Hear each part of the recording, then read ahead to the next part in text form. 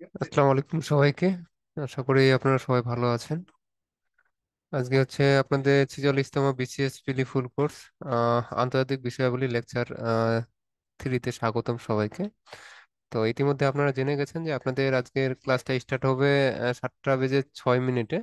তো আপনারা যারা অপেক্ষা জয়েন দিয়ে আছেন একটু অপেক্ষা করেন, আমরা ইনশাল্লাহ হচ্ছে 7টা 6-এ স্টার্ট করে ফেলবো ক্লাসটা।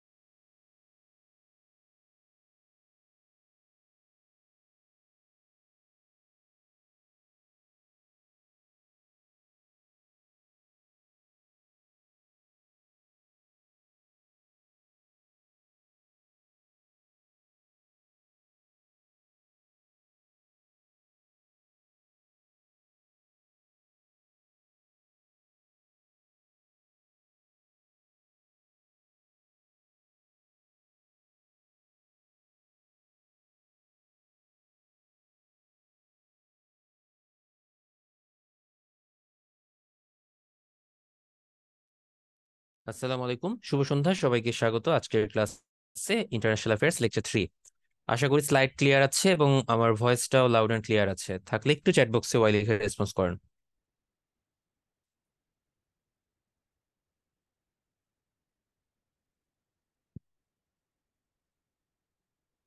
আচ্ছা, ঠিক আছে, থ্যাংক ইউ। এখন তো মাগরিবের নামাজ হয়ে যায় অনেক আগে, ইনফ্যাক্ট এশার নামাজের টাইমও হয়ে আসতেছে।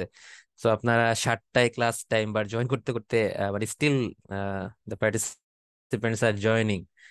তো এই কারণে হচ্ছে আমি একটু ডিলে করি 5 মিনিট, কিন্তু কথা হচ্ছে যেহেতু সন্ধ্যা হয়ে যায় অনেক আগে, নেক্সট দিন থেকে 7টাতেই স্টার্ট করার চেষ্টা করব আমরা। ঠিক আছে, একটু টাইমলি জয়েন করেন তাহলে ভালো হবে। আচ্ছা, ঠিক আছে। তো ইন্টারন্যাশনাল অ্যাফেয়ার্স এর আজকে থার্ড লেকচার, এর আগে দুটো লেকচার হয়ে গেছে। তো দুটো লেকচার আমরা বৈশ্বিক ইতিহাস এই টাইপের কিছু জিনিসপত্র দেখেছি, উপমহাদেশ এবং মহাদেশ পরিচিতি। তো অনেক ইনফরমেশন ছিল, অনেক কিছু, মানে চোখ কান বন্ধ করে মুখস্থ করা টাইপের ব্যাপার। তো আজকেও তার থেকে খুব একটা ব্যতিক্রম না, কিন্তু আজকের একটা ব্যতিক্রম হচ্ছে আজকে চোখ কান বন্ধ করে মুখস্থ করা দরকার নাই, আজকে তো চোখ কান সবকিছু খোলা রাখতে হবে। অর্থাৎ আপনাকে দেখে দেখে বুঝে বুঝে তারপর মুখস্থ করতে হবে, তাহলে জিনিসগুলো একটু ইজিলি অ্যাবজর্ব করতে পারবেন। আর যদি একদম শুধু গদবাঁধা নিয়মে মেমোরাইজ করা, যেটাকে বোঝায় যে শুধু মেমোরাইজ করে রেখে দিলাম 2 দিন পর ভুলে গেলাম, এরকম ভাবে পড়লে এই অংশটা খুব একটা কাজে লাগাতে পারবেন না। তো কেন বলছি এই কথা, কারণ হচ্ছে আজকের টপিকটা হচ্ছে জিওগ্রাফিক্যাল লোকেশন, অর্থাৎ ভৌগোলিক পরিচিতি। তো জিওগ্রাফিক্যাল লোকেশনটা বলতেই বোঝানো হয় একটা জিনিস কোথায় অবস্থিত, তার আশেপাশে কি আছে, সারাউন্ডিংস গুলো সম্পর্কে একটু আইডিয়া নেওয়া। তো এই সারাউন্ডিং সম্পর্কে আইডিয়া নেওয়ার মধ্যে আমাদের কয়েকটা টপিক আছে, জাস্ট কয়েকটা বললে ভুল হবে, বেশ কয়েকটা টপিক আছে। যেমন টপিকের নামগুলো যদি আমরা একটু একবার চোখ বুলিয়ে যাই, পুরাতন নাম, নতুন নাম, মানে একটা জিনিসের পুরোনো নাম ছিল সেটাকে পরিবর্তন করে নিউ নেম দেওয়া হয়েছে। অনেকগুলা দেশ, স্থান, এরকম নাম দেওয়া হয়। ঠিক আছে, আপনারা এটা বাংলাদেশ অ্যাফেয়ার্সও হয়তো পড়ে থাকবেন যে বাংলাদেশের বিভিন্ন জায়গার নাম, পূর্ণ নাম একরকম ছিল পুরোনো নামগুলো, বর্তমানে আবার নতুন নাম দেওয়া হয়েছে। ইভেন ঢাকারও বিভিন্ন জায়গার নাম আগে একরকম ছিল, এখন আবার চেঞ্জ করা হয়েছে। এবার আছে হচ্ছে কিছু ভৌগোলিক উপনাম, মানে বিভিন্ন জিওগ্রাফিক্যাল লোকেশন অবস্থিত দেশ বা স্থানগুলোকে তাদের অবস্থানের উপর ডিপেন্ড করে স্পেশাল নাম দেওয়া হয়। ঠিক আছে, এরপর আমাদের শুধু মহাদেশ পড়লে তো হবে না, আমাদের মহাসাগর আছে, সাগর আছে, উপসাগর আছে। তো সেগুলো সম্পর্কে একটু আইডিয়া নিব। তো এটাও আজকের টপিকে আছে। তো সাগর, মহাসাগর, উপসাগর যেহেতু থাকবে, তার তীরে নিশ্চয়ই কোনো না কোনো শহর, বন্দর এগুলো থাকবে। তো এই জন্য আমরা একটু সমুদ্র বন্দরও দেখবো। সমুদ্র বন্দর থেকে যদি আমি কোনো দেশের মধ্যে ঢোকার চেষ্টা করি বা প্রবেশ করি, তাহলে আমরা বিভিন্ন ছোট ছোট নদী, নালা, খাল, বিল এগুলো পাবো। বাংলাদেশের কথা যদি বলি, তো বিশ্বের বিভিন্ন দেশে তার ব্যতিক্রম না। তো আমরা এখানেও নদী, নদী তীরবর্তী শহর এগুলো পাবো। তো এগুলো গেল হচ্ছে ভিতরের ব্যাপার। এরপরে বিভিন্ন খাল আছে, বিশ্বে বিভিন্ন চ্যানেল আছে। তো সমুদ্রের মধ্যে ছোট ছোট কিছু দ্বীপ, উপদ্বীপ আছে, যেগুলোর মধ্যে আবার কিছু বিরোধ আছে। বিভিন্ন জলপ্রপাত থাকছে, বিভিন্ন স্থানের বিখ্যাত স্থানের নাম যেগুলোকে স্কয়ার বলা হয়, এগুলো আমরা দেখব। আর বিভিন্ন সীমারেখা দেখব এবং প্রণালী। সীমারেখা ও প্রণালী কথাটা লাস্টে বলছি, কারণ যদিও খুবই গুরুত্বপূর্ণ, কিন্তু এই দুইটা মনে রাখাটা আসলে একটু কঠিন হয়ে যায়। স্পেশালি যদি প্রণালীর কথা বলি, এটা একটু মানে মনে রাখতে কষ্ট হয়। আমি ইন জেনারেল আমি নিজেও ফেস করেছি এই প্রবলেমটা আমি যখন পড়তাম। তো আপনারাও ফেস করবেন, এটা জানা কথা। মানে কেউ যদি বলে যে না ভাই প্রণালী পানির মতো সহজ, আপনি পড়ে ফেলবেন, শেষ হয়ে যাবে, শেষ, এটা বলা যাচ্ছে না। ঠিক আছে, এটা একটু কঠিন, মনে রাখতে হয় এবং চর্চা করতে হয়, চর্চা না করলে কখনো পসিবল না। তো যেহেতু আজকের টপিকটা হচ্ছে সম্পূর্ণ জিওগ্রাফিক্যাল লোকেশন নিয়ে, সো খুব ভালো হয় যদি আপনাদের হাতে একটা ম্যাপ থাকে। সো আজকের ক্লাসের জন্য ম্যাপ খুবই জরুরি। আমি যদিও ম্যাপ দেখিয়ে দেখিয়ে পড়াবো, বাট স্টিল আপনাদের হাতে ম্যাপ থাকলে আপনারা নিজেরাও একটু খুঁজে খুঁজে বের করলেন, সেটা আর একটু ভালো হয়। ঠিক আছে, তো আশা করি সবার কাছে ম্যাপ আছে, ম্যাপ নিয়েই বসেন, সেটা বেটার হবে। আর আমি তো বলেইছি এর আগে ক্লাসে যে আপনার পড়ার টেবিলের সামনে একটা ম্যাপ থাকলে আরো ভালো হয়, তাহলে ওরা দেখে দেখে মাঝে মধ্যে আপনি চর্চা করতে পারবেন। হয়তো একটু অন্য কিছু পড়ছেন, বাংলা পড়ছেন, ইংরেজি পড়ছেন, বা বিজ্ঞান পড়ছেন, বা ম্যাথ করছেন, তার মাঝে হুট করে একটু টায়ার্ড লাগলো, একটু চেয়ারে হেলান দিয়ে সামনে তাকালেও যেন ম্যাপটা দেখতে পান। তো ম্যাপ দেখলেও অ্যাটলিস্ট 2-3টা দেশ বা 2-3টা জায়গার নাম কিন্তু আপনার চোখে পড়বে। তো ওই যে ক্ষণিকের জন্য হলো চোখে পড়া, এই চোখে পড়াটাও কিন্তু আপনার রিভিশনের মতো কাজ করবে। সেই জন্য বলছি, আপনাদের যে ম্যাপের বই দেওয়া হয়েছে সে তো ভালো কথা, বাট স্টিল একটা ভালো ম্যাপ আপনারা হচ্ছে পড়ার টেবিলের উপরে লাগিয়ে রাখলে বেটার হয়। এটা বোধ বাংলা এবং বাংলাদেশ এবং আন্তর্জাতিকের, অর্থাৎ বিশ্বের দুইটাই। ঠিক আছে? এটা একটা ছোটখাটো হিন্টস, এটা হচ্ছে আপনার মানে দেখতে দেখতে মনে রাখা।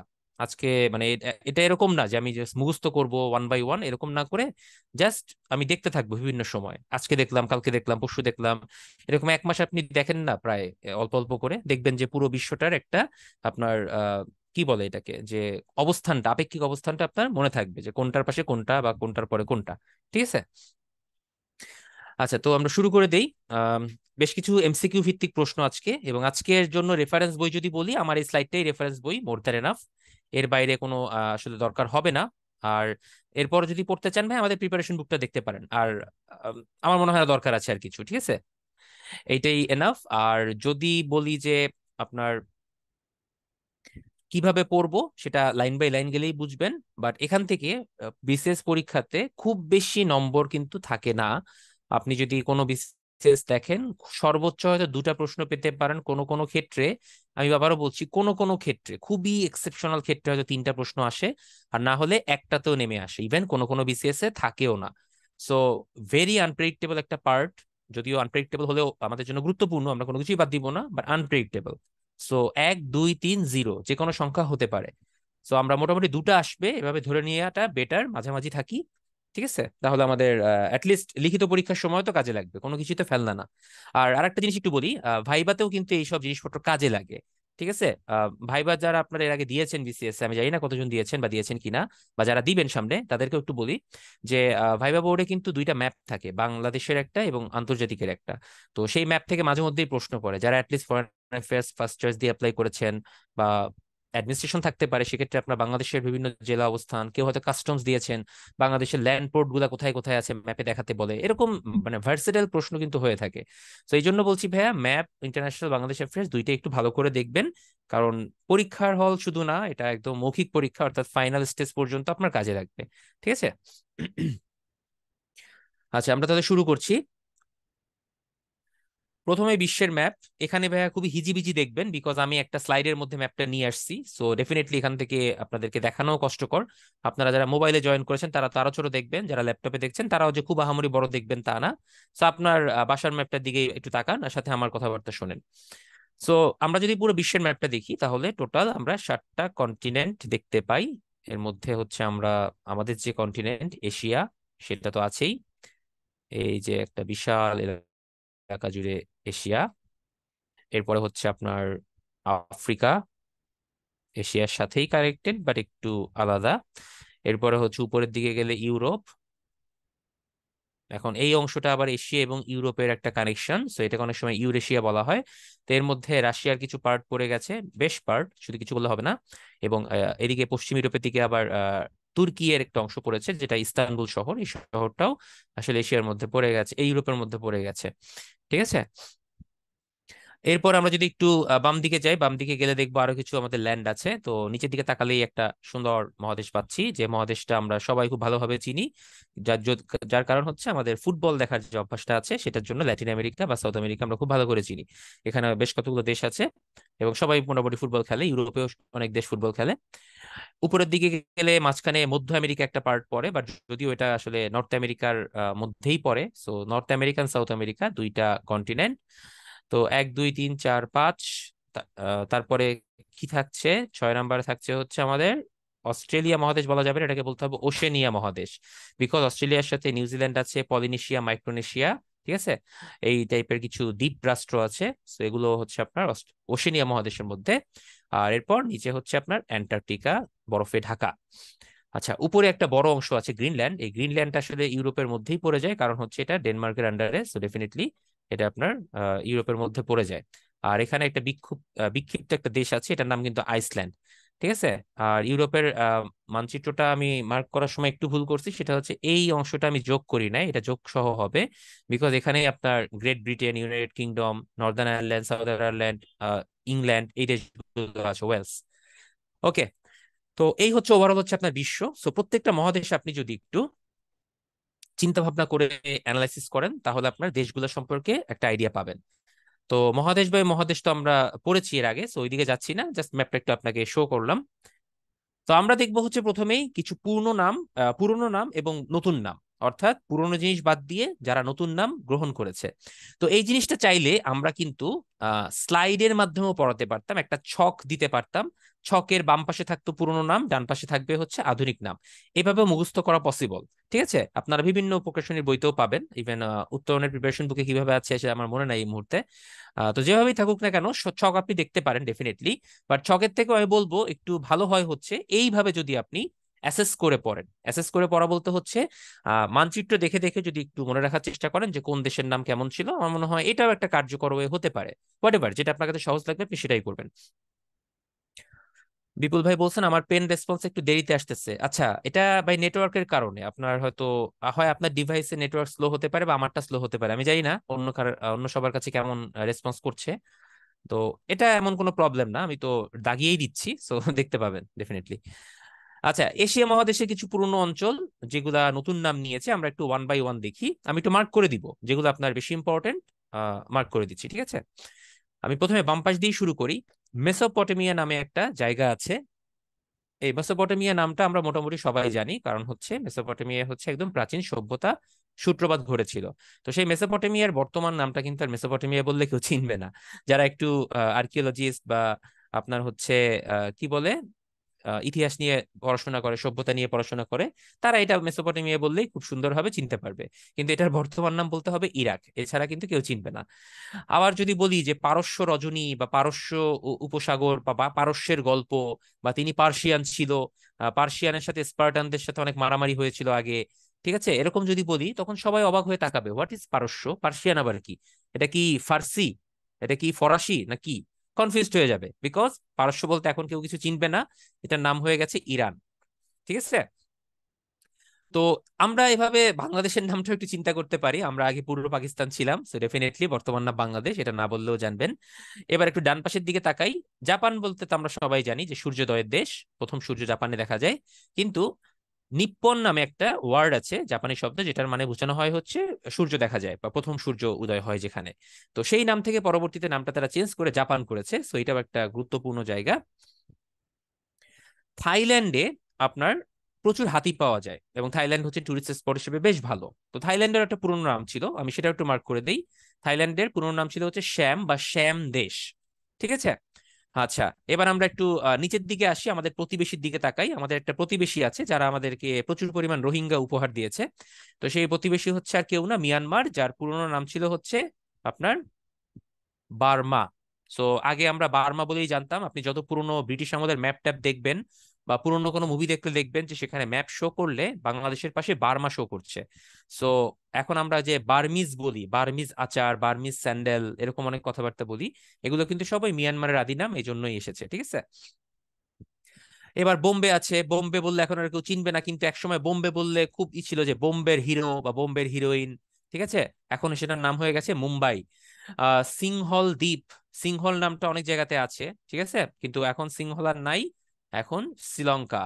আগে আমরা বলতাম যে মাদ্রাজ, মাদ্রাজে গিয়ে ট্রিটমেন্ট করাতে হবে, মাদ্রাজ হচ্ছে চিকিৎসার জন্য খুব ভালো জায়গা।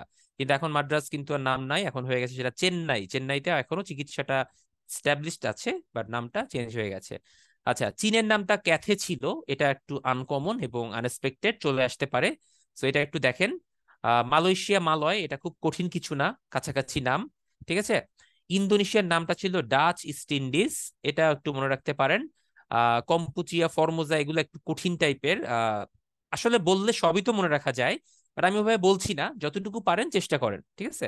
আদৌ আসবে কিনা তার কোনো গ্যারান্টি নেই, নাও আসতে পারে।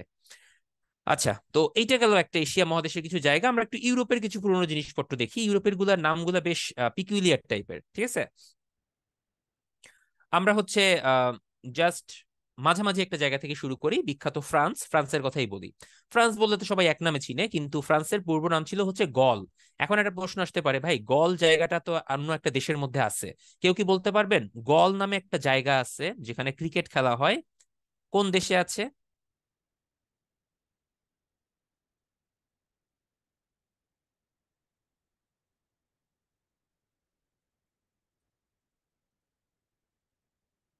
আচ্ছা, ঠিক আছে, মাল্টিপল অ্যান্সার।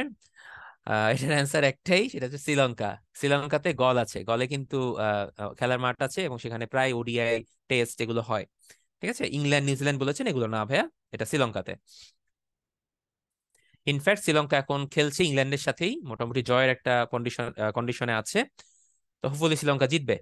আচ্ছা যাই হোক, এরপরে দেখি আর কোন নামটা আমাদের জন্য গুরুত্বপূর্ণ। জার্মানির নামটা আমাদের জন্য গুরুত্বপূর্ণ, এটা আগে ডয়েচল্যান্ড বলতো। এখন অনেক জায়গাতে স্টিল ডয়েচল্যান্ডটা ইউজ করে, এবার ওদের ফুটবল মিউজিয়ামটাতেও ডয়েচল্যান্ড ফুটবল ফুটবল মিউজিয়াম লেখা আছে, এবং ওদের ফুটবলে ওটাকে ওরা ফুটবল বলে, এবং ডয়েচল্যান্ড হিসেবেই তারা লোগোতেও ডয়েচল্যান্ড লেখা আছে। তো বর্তমান নাম জার্মানি। আচ্ছা, নেদারল্যান্ড, এখন নেদারল্যান্ড, আগে বলা হতো হল্যান্ড। ওকে। সেন্ট পিটার্সবার্গ বা পিটার্সবার্গ, তার আগের নাম ছিল লেনিনগ্রাড। নামটা খুবই গুরুত্বপূর্ণ, কারণ ঐতিহাসিকভাবে লেনিনগ্রাড খুবই একটা গুরুত্বপূর্ণ জায়গা। সেটা রাজনৈতিক এবং অর্থনৈতিক দুইটার কারণে, দ্যাটস ওয়াই পিটার্সবার্গ নামটা আমরা একটু মনে রাখবো। পোলাস্কা, পোল্যান্ড, এটা আপনারা না মুখস্থ করলেও পারবেন, আই হোপ এটা সমস্যা হবে না। সুইজারল্যান্ড, হেলভেটিয়া, খুবই আনকমন ভাইয়া এটা, মানে আমি আসলে গোল দিচ্ছি না, চাইলে কেউ দেখতে পারেন। স্পেনের নাম ছিল আন্দালুসিয়া, হোয়াট এভার, দেখে রাখতে পারেন। আচ্ছা, ইউরোপ আমরা শেষ করে ফেললাম, আমরা একটু আফ্রিকার দিকে আসি। আফ্রিকার নামগুলো খুবই খুবই খুবই পিকুইলিয়ার, আরো বেশি পিকুইলিয়ার। এখানে কয়েকটি ইম্পর্টেন্ট মনে রাখেন, এত সব সম্ভব না, আমি একটু মার্ক করে দেই। যেমন মাদাগাস্কার বলতে আমরা এখন একটা সুন্দর দ্বীপ রাষ্ট্রের কথা চিন্তা করি, কিন্তু আগে নাম ছিল কিন্তু মালাগাসি। ঠিক আছে, মাদাগাস্কার ছিল মালাগাসি। তারপর হচ্ছে আপনার জিম্বাবুয়ে, এখন যে এবার ক্রিকেট খেলতে পারলো না, বাট স্টিল ভালো ক্রিকেট খেলে বা ইতিহাস আছে ক্রিকেটের, সেই জিম্বাবুয়ের নাম ছিল কিন্তু হচ্ছে সাউথ রোডেশিয়া। ঠিক আছে। আর জাম্বিয়ার নাম ছিল হচ্ছে নর্থ রোডেশিয়া, অর্থাৎ দুইটা পার্ট, একটা ছিল রোডেশিয়া উত্তর, একটা ছিল রোডেশিয়া দক্ষিণ।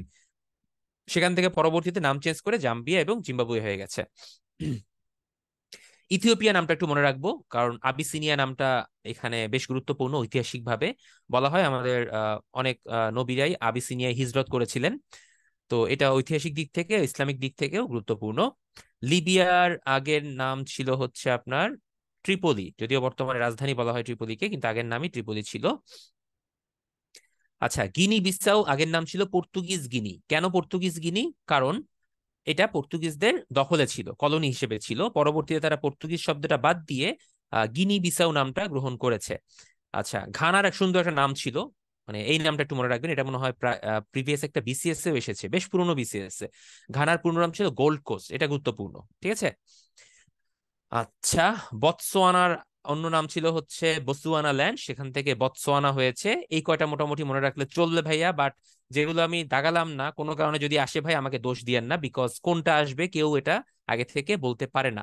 সো গোল দেওয়াটা একটু বেশি গুরুত্বপূর্ণ, চাইলে মনে রাখতে পারেন। আচ্ছা, এবার আমরা একটু দক্ষিণ আমেরিকায় যাই। দক্ষিণ আমেরিকার জাস্ট দুইটা অংশ নাম চেঞ্জ হয়েছে। গায়ানা দুইটা পার্ট ছিল, একটা ছিল হচ্ছে ব্রিটিশ গায়ানা, একটা ছিল ডাচ গায়ানা।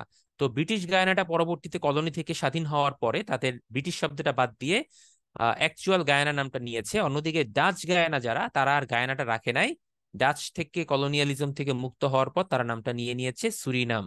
সো কলোনিয়ালিজমের একটা উদাহরণ হচ্ছে এই দুইটা দেশের নামকরণের পরিবর্তন।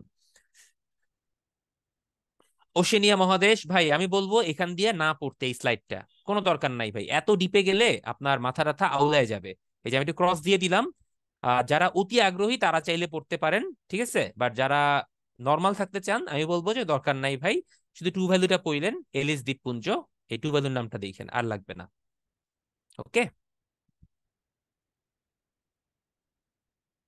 ভাই, কলোনিয়ালিজম টার্মটা আমার কাছ থেকে এক্সপ্লেনেশন না শুনে একটু গুগল সার্চ দেন ভাইয়া, সুন্দর করে এক্সপ্লেনেশন এক্সপ্লেনেশন পেয়ে যাবেন। ঠিক আছে। আর তারপরে যদি না পান ভাই ক্লাস শেষে বলি, এখন যেহেতু অন্য টপিকে আছি, এখন আলোচনা না করি এগুলো, হ্যাঁ।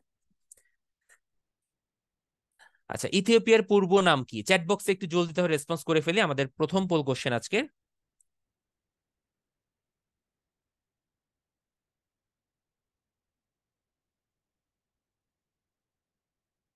ডেফিনেটলি সবাই পেরেছেন, বিকজ এটা বেশ গুরুত্বপূর্ণ এবং অনেকেই জানেন।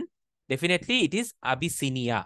ট্রিপলি হচ্ছে আপনার লিবিয়া, পারস্য হচ্ছে আপনার ইরান, আর দাহমি কোনটা দেখি কেউ মনে রাখতে পেরেছেন কিনা? কেউ? দাহমি?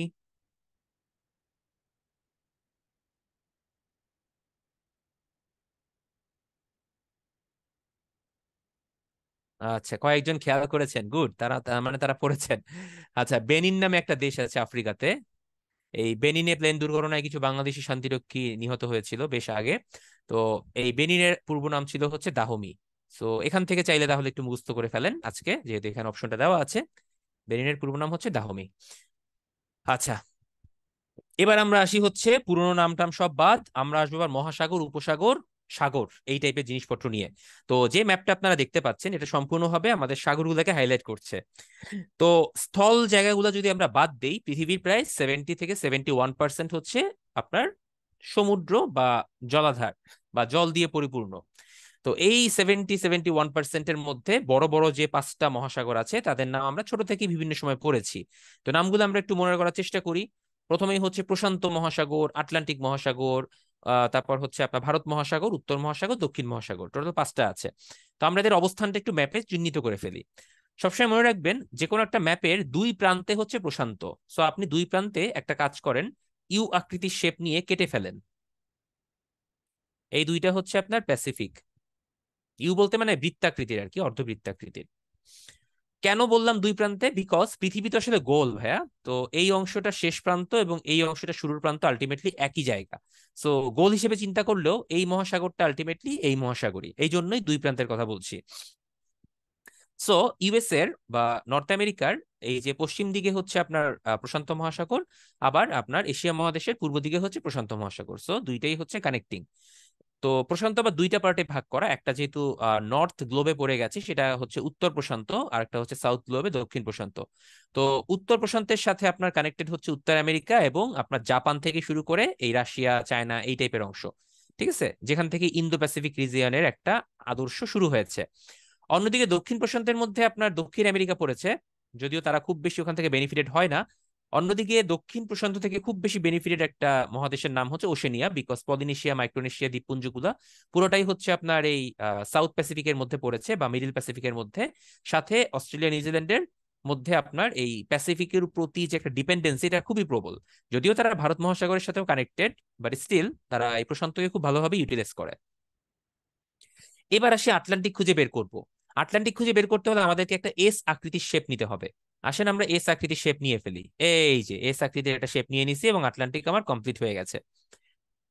অর্থাৎ আফ্রিকা, ইউরোপ, উত্তর আমেরিকা, দক্ষিণ আমেরিকা এই 4টা মহাদেশের মাঝের যে জলাধার, এই অংশটা হচ্ছে আপনার আটলান্টিক। উপরের পার্টটা হচ্ছে নর্থ গ্লোবে উত্তর আটলান্টিক, নিচেরটা সাউথ আটলান্টিক। সাউথ আটলান্টিক হচ্ছে পৃথক করে রেখেছে দক্ষিণ আমেরিকা এবং আফ্রিকা মহাদেশকে। অন্যদিকে নর্থ আটলান্টিক পাড়ি দিয়ে ইউরোপ এবং আমেরিকারা নিজেদের মধ্যে আসা যাওয়া করে বা প্রিভিয়াসলি করতো। এখন আপনাদের কাছে আমার প্রশ্ন, আটলান্টিক কোন, সরি, টাইটানিক জাহাজটা কোন আটলান্টিকে ডুবেছিল?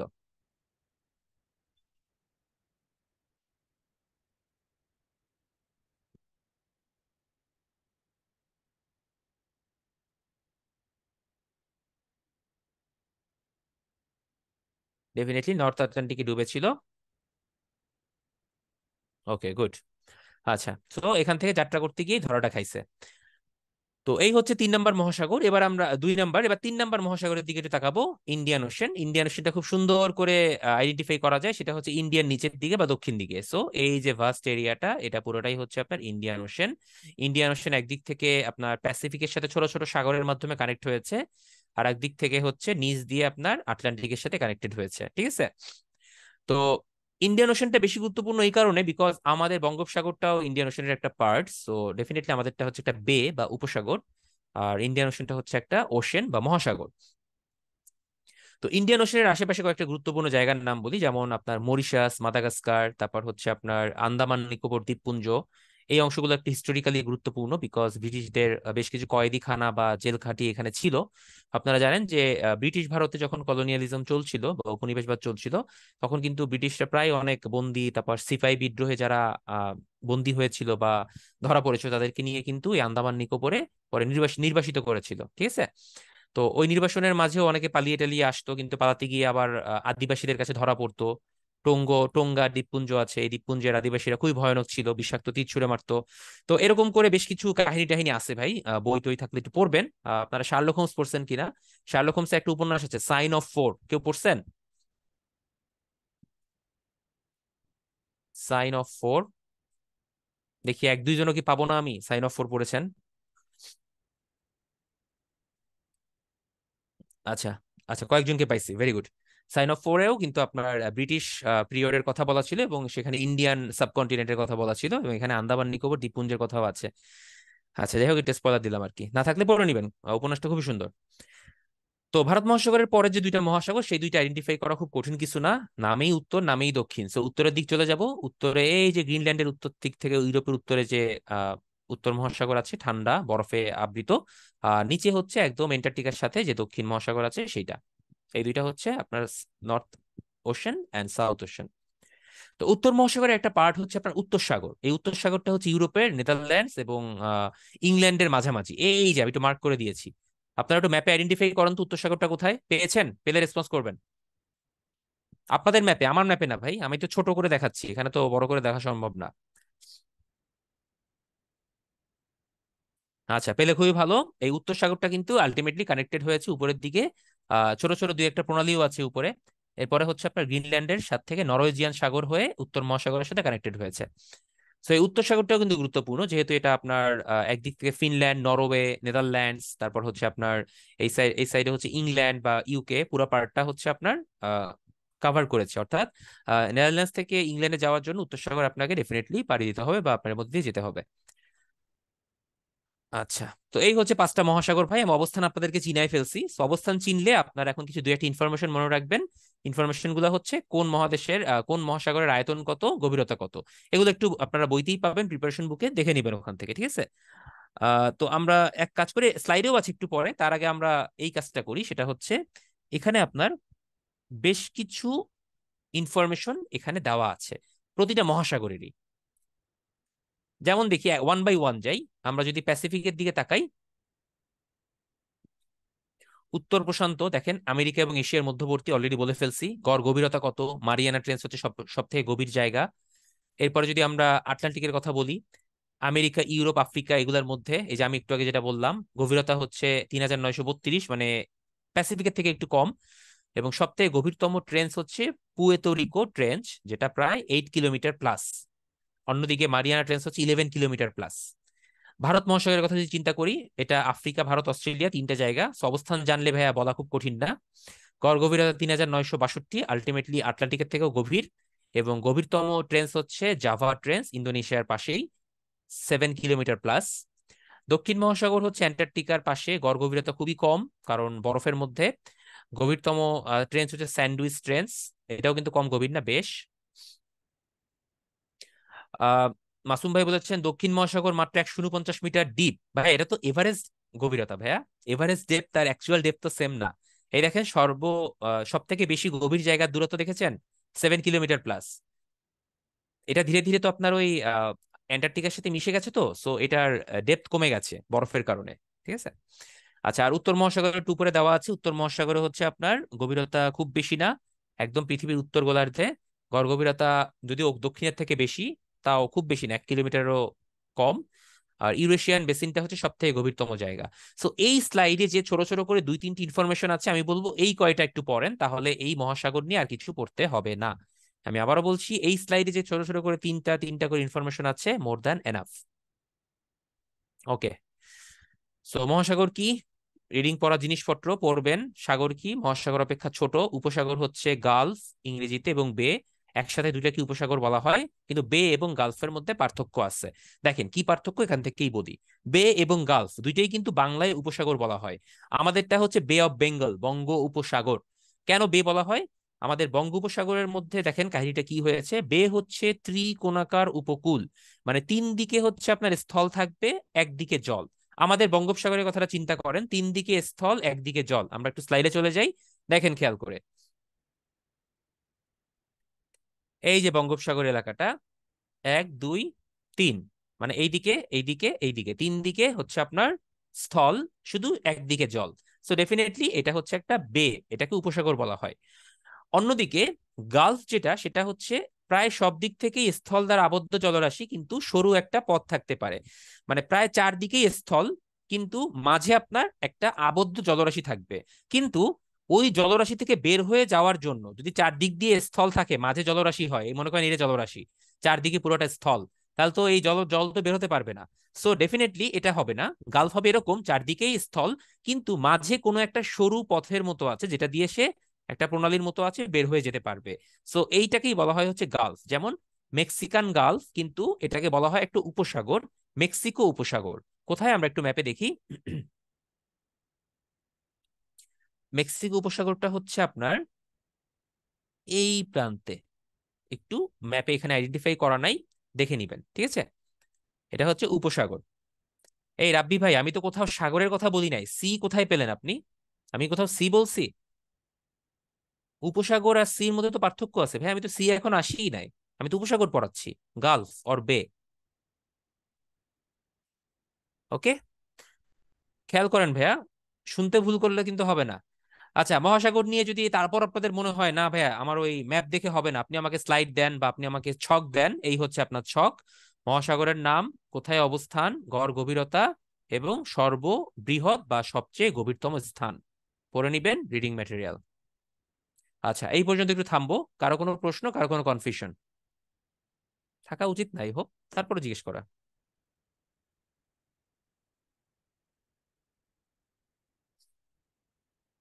ওকে, চলে যাই তাহলে পরবর্তী অংশে। এবার আমরা দেখব বিভিন্ন রকম সাগর এবং উপসাগর। এতক্ষণ তো আমরা বড় বড় মহাসাগর নিয়ে হাতি ঘোড়া মেরেছি, কিন্তু আমাদের তো ছোট ছোট কিছু সাগরের নামও পড়তে হবে। সো মোটামুটি প্রশান্ত, আটলান্টিক, ভারত, এই তিনটা মহাসাগরের সাথে কানেক্টেড বা এই তিনটা মহাসাগরের সাথে সংযোগ আছে এরকম কিছু সাগর এবং উপসাগরের নাম আমরা একটু মনে রাখবো। North ocean and south ocean, মানে এই দুইটা মহাসাগর নিয়ে খুব একটা দরকার নাই, এই তিনটা পড়লেই চলবে। সো এই স্লাইডটা একটু খেয়াল করি কিভাবে পড়বো, দেখেন। সাউথ আটলান্টিক, নর্থ আটলান্টিকের ইনফরমেশন গুলো সেম। ভাই, সাউথ আটলান্টিক, নর্থ আটলান্টিক বলে তো আর কিছু নাই, যেহেতু দুইটা গ্লোবের মধ্যে পড়েছে, গ্লোবটা আমাদের তো মাঝে ভাগ করা, এই জন্য আমরা নর্থ বা সাউথ আটলান্টিক বলি, বাট আলটিমেটলি পুরোটাই তো আটলান্টিক। সো এভারেজ গভীরতা বলতে দুইটাকে কানেক্ট করেই বলা হয় যে পুরা মহাসাগরের গভীরতাই হচ্ছে আপনার ওই যে 9,332 মিটার, যেটা ওইটা, ঠিক আছে?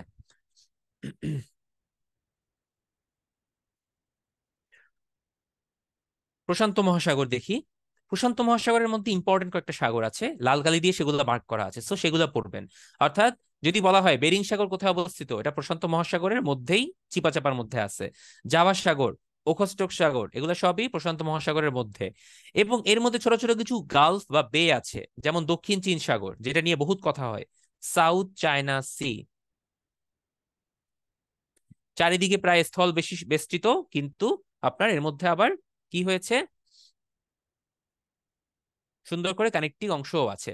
সো এটা কিন্তু কোনোভাবেই আপনার বে এর মধ্যে পড়ে না, যদিও সাগর এবং উপসাগর আমরা বলি, কিন্তু এটাও ছোটখাটো একটা সাগরের মতো, কিন্তু সাইজে ছোট, তাই উপসাগর বলা হয়। ব্যাপারটা এরকম। সো যেগুলো একটু লাল কালি দিয়ে মার্ক করা আছে আমরা সেই অংশগুলো পড়বো, অন্যগুলো দরকার নাই। আটলান্টিকের মধ্যে পড়বে মেক্সিকো, ক্যারিবিয়ান এবং কৃষ্ণ।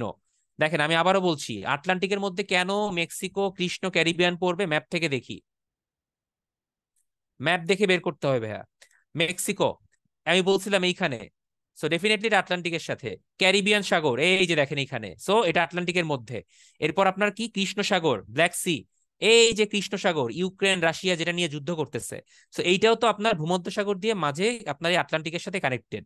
সো এই উত্তর আটলান্টিক বা আটলান্টিকের সাথে এই অংশগুলো কানেক্টেড। ব্যাপারটা বুঝছেন? ম্যাপ দেখে দেখে এভাবে মিলিয়ে পড়বেন, তাহলে আর মুখস্থ করতে হবে না। আপনি কৃষ্ণ সাগরের অবস্থান জানেন, ডেফিনেটলি আপনি বলতে পারবেন এটা আটলান্টিকের সাথে। আপনি ক্যারিবিয়ানের অবস্থান জানেন, ডেফিনেটলি এটা আটলান্টিকের সাথে। ঠিক আছে, আসেন এবার অন্যগুলোও দেখি। ভারত মহাসাগর দেখেন, ভারত মহাসাগরের সাথে কারা আছে, আন্দামান সাগর, নাম শুনলেই বোঝা যায় যেটা ভারতের সাথে হবে। আরব সাগর, লোহিত সাগর, বঙ্গোপসাগর, এডেন সাগর, পারস্য উপসাগর। দেখেন খেয়াল করে, আরব সাগর, লোহিত সাগর সবগুলোই হচ্ছে আপনার মিডল ইস্ট বা মধ্য এশিয়ার সাথে কানেক্টেড। যেমন এখানে আরব সাগর, এখানে মৃত সাগর, এখানে লোহিত সাগর। তো এই যে সাগরগুলা সবই কিন্তু ভারত মহাসাগরের একটা পার্ট। বঙ্গোপসাগর সবই ভারত মহাসাগরের সাথে কানেক্টেড। আন্দামান সাগর, এই যে ছোট এখানে আছে, এটাও কিন্তু ভারতের সাথে কানেক্টেড। সো ডেফিনেটলি ভাইয়া সবগুলাই আপনার ভারত মহাসাগরের সাথে কানেক্টেড। আমি কি বুঝাতে পারতেছি ভাইয়া কিভাবে পড়বেন?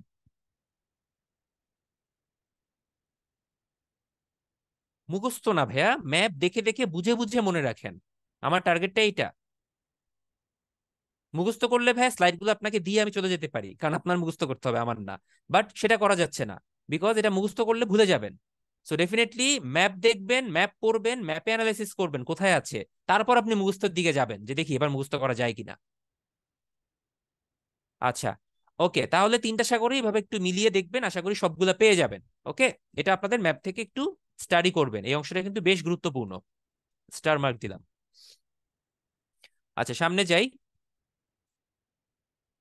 এবার হচ্ছে ছোট ছোট কিছু অন্তরীপ টাইপের।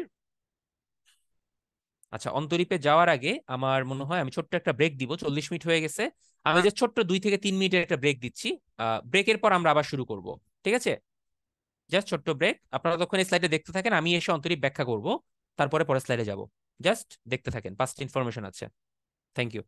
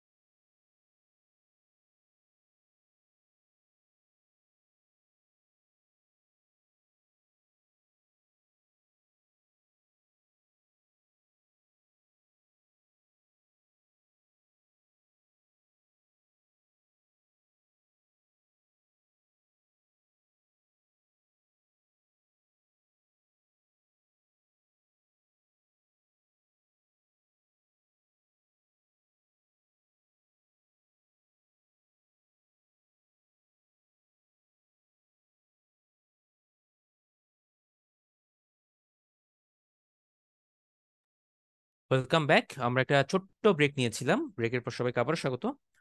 আমরা শুরু করব, আশা করি সবাই সাথে আছি। তো স্লাইডটা দেখতে দিয়ে গিয়েছিলাম যে অন্তরীপ কোথায় কোথায় আছে, কয়েকটা বিখ্যাত অন্তরীপের নাম আপনাদেরকে এখানে শো করছে, but the question arises, what is অন্তরীপ? অন্তরীপের ইংলিশটা হচ্ছে কেপ। ঠিক আছে? কেপ বলতে অন্তরীপ বোঝানো হয়। আপনারা বিভিন্ন সময় ম্যাপে দেখবেন যে বিভিন্ন একটা কোনো একটা জায়গা, সাপোজ একটা ভূমি, মনে করেন এটা একটা মহাদেশ টাইপের। তো এই মহাদেশটা মনে করেন এই প্রান্তটা একটু সরু হয়ে তারপরে হচ্ছে আপনার এখানে এসে প্রবেশ করেছে, এবং আশেপাশে হচ্ছে জল। এই পুরোটা হচ্ছে আপনার মহাসাগর বা কোনো সাগর বা সামথিং কিছু। ঠিক আছে? তো এরকম টাইপের কিছু সূচালো অংশ, যেটা একটা ভূমি, যেটা ধীরে ধীরে বিস্তৃত হয়ে কোনো একটা জলরাশির মধ্যে গিয়ে চলে গেছে, সেই অংশটাকেই বলা হয় হচ্ছে আপনার কেপ বা অন্তরীপ। যেমন আপনার সাউথ আফ্রিকা যদি আপনি দেখেন, আপনার ম্যাপের দিকে একটু তাকান, সাউথ আফ্রিকা কোথায় আছে সবাইকে একটু বলছি, আপনার বাসায় যে ম্যাপটা আছে দেখবেন সাউথ আফ্রিকার একদম যে মাথাটা, সেই মাথায় কিন্তু একটা কেপ আছে, সমুদ্রের দিকে একটু বিস্তৃত। ঠিক আছে? তারপরে ভারতের নিচের দিকে কিন্তু একটা ছোট্ট অংশ সমুদ্রের দিকে বিস্তৃত চিকুন করে। ঠিক আছে? তো এই যে ছোট ছোট অংশগুলো একটু মানে মানে প্রান্তটা একটু কোনা সরু এবং সমুদ্রের দিকে বিস্তৃত হয়ে গেছে, এবং চারপাশে জলরাশি, এই অংশগুলোকেই অন্তরীপ বলা হয় বা কেপ বলা হয়। তো সাউথ আফ্রিকার যেটা, সেটা হচ্ছে বেশ ফেমাস একটা অন্তরীপ, এটা হচ্ছে কেপ অফ গুড হোপ। এই জায়গাটার নাম দিয়েছে গুড হোপ বা উত্তম আশা বা ভালো আশা। তো এটাকে উত্তম আশা অন্তরীপ বলা হয়। তো এশিয়া এরকম সর্ব উত্তরে একটা বিন্দু আছে চেলসুকিন অন্তরীপ, এটাও হচ্ছে ওয়ান কাইন্ড অফ একটা ভূমি যেটা ধীরে ধীরে আপনার সমুদ্রের দিকে বিস্তৃত হয়ে গেছে। সিমিলারলি আপনার এই যে ভারত মহাসাগরে ভারতের তামিলনাড়ু রাজ্য, যেটা ওই যে তামিলনাড়ু দক্ষিণে যে রাজ্যটা, সেই রাজ্যের একটা অংশ ধীরে ধীরে সমুদ্রে বিস্তৃত হয়ে গেছে, এটাই হচ্ছে কন্যাকুমারী অন্তরীপ। সেন্ট ভিনসেন্ট হচ্ছে পর্তুগালের দক্ষিণ আটলান্টিক মহাসাগরে। ম্যাপ দেখেন পর্তুগাল কোথায় আছে, দেখবেন পর্তুগালেরও আপনার ওয়েস্টার্ন সাউদার্ন পার্টটা মানে দক্ষিণ পশ্চিম দিকে পর্তুগাল কিছুটা বিস্তৃত হয়ে গেছে সমুদ্রের দিকে। সিমিলারলি কানাডাতেও আছে চার্চিল অন্তরীপ। তো এই হচ্ছে আপনার অন্তরীপ। এই কটা মনে রাখেন, আর লাগবে না। আচ্ছা, এবার হচ্ছে আমরা ম্যাপে কি দেখছি, যদি আমরা একটু তাকাই, হিজিবিজি হিজিবিজি অনেক জায়গা, এগুলো কিছুই না, এগুলো হচ্ছে সমুদ্র বন্দর। সমুদ্র বন্দরগুলো আমরা ম্যাপ দেখে পড়বো, যদিও আমাদের প্রিপারেশন বুকে ছক আকারে দেওয়া আছে। আসেন আমরা একটু ম্যাপ দেখে হালকা একটু দেখি, কারণ এগুলো হচ্ছে ঝাড়া মুখস্থ ছাড়া কিচ্ছু করার নাই। আমরা যেটা করতে পারি ম্যাপ দেখে একটু আইডিয়া নিতে পারি যে কোন কোন জায়গায় কোনটা আছে। তো আমি একটু মার্ক করব এক এক করে। আমরা প্রথমে আমাদের প্রতিবেশী রাষ্ট্র দিয়ে বা আশপাশ দিয়ে শুরু করি। মুম্বাই ভারতের একটা ফেমাস পোর্ট, ঠিক আছে। চীনে কয়েকটা পোর্ট আছে, এর মধ্যে আপনার সাংহাই বন্দরটা বেশ গুরুত্বপূর্ণ, হংকং এর একটা বন্দর আছে। কেনিয়ার কথা যদি বলি, সাউথ আফ্রিকা এই আফ্রিকার মধ্যে পোর্ট মোম্বাসা খুবই ফেমাস একটা পোর্ট। সিমিলারলি সাউথ আফ্রিকার কেপ টাউন একটা ফেমাস পোর্ট। এবার যদি আমরা একটু উপরের দিকে যাই, আফ্রিকার নর্থ আফ্রিকাতে পোর্ট সৈয়দ আছে মিশরে। এবার যদি আমরা ইউরোপের দিকে আস্তে আস্তে উপরের দিকে উঠে যাই, উপরের দিকে উঠলে রাশিয়ার বেশ কয়েকটা পোর্ট আছে, বেশ কয়েকটা। সো সবগুলোর মধ্যেই স্কক্স বা দন্তস্ব ক এরকম কিছু আছে, যেমন দেখেন ভ্লাদিভস্টক বা নভস্কক, তারপরে হচ্ছে আর্কালেন্স জেলস্ক, এরকম টাইপের উচ্চারণ, একটু কঠিন মনে রাখা। সো না রাখলেও চলবে, এগুলো তো গুরুত্বপূর্ণ না। জার্মানির হামবুর্গ পোর্টটা খুব গুরুত্বপূর্ণ। লিভারপুল, লন্ডন, এই দুইটা ভেরি ভেরি ফেমাস। লিভারপুল এবং লন্ডন এই দুইটা লন্ডনের মধ্যে খুবই ফেমাস দুইটা পোর্ট। নেদারল্যান্ডসের রটারডাম, ভেরি ভেরি ইম্পর্টেন্ট, মানে যতগুলো স্টার দেওয়া যায়, এটা খুবই গুরুত্বপূর্ণ। বিকজ চায়নার যে বেল্ট অ্যান্ড রোড ইনিশিয়েটিভটা হয়েছে সেটার সাথেও কিন্তু আপনার নেদারল্যান্ডের রটারডাম অংশটা কানেক্টেড আছে। নিচের দিকে আসলেই লা হাভে আছে, যেটা ফ্রান্সের একটা পোর্ট।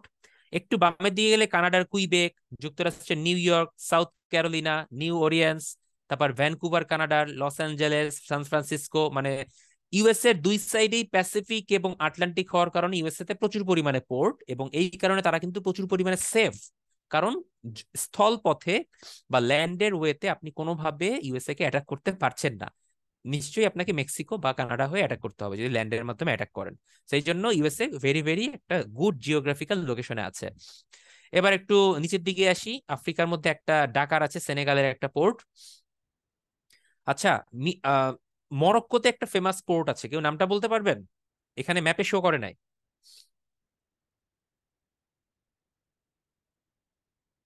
বাট আপনারা অনেকেই জানেন আই হোপ।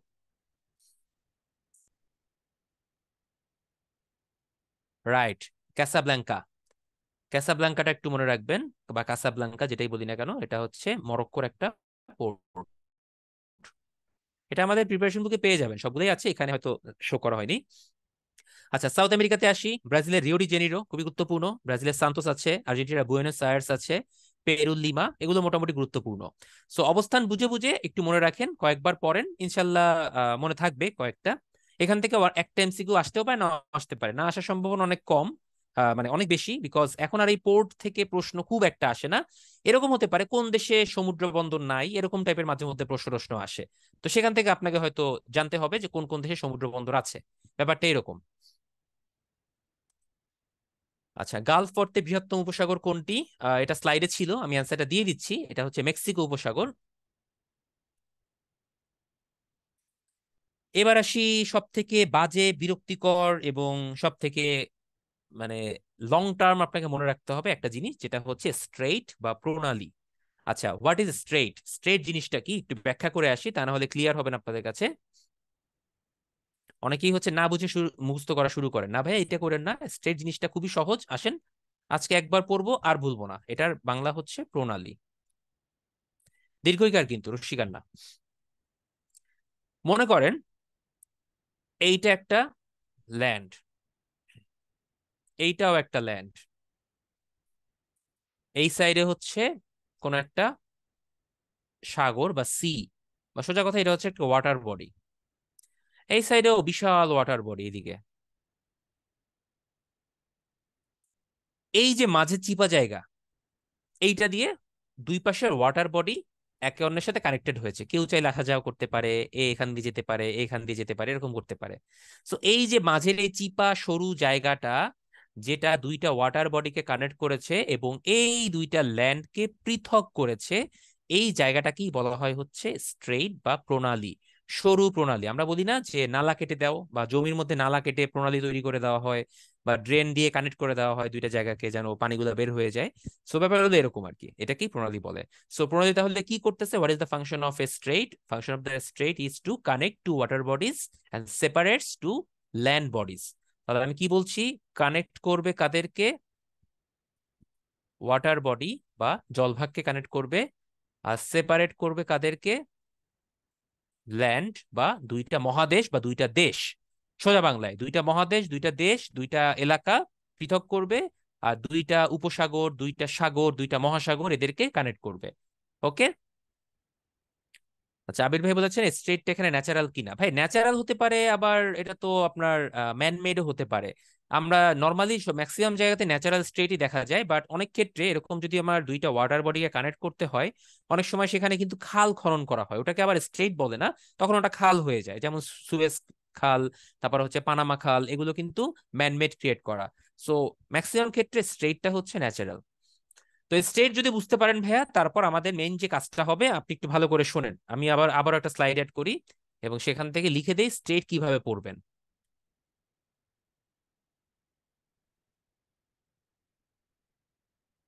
মুখস্থ করবেন পরে, আগে এগুলা খেয়াল করেন।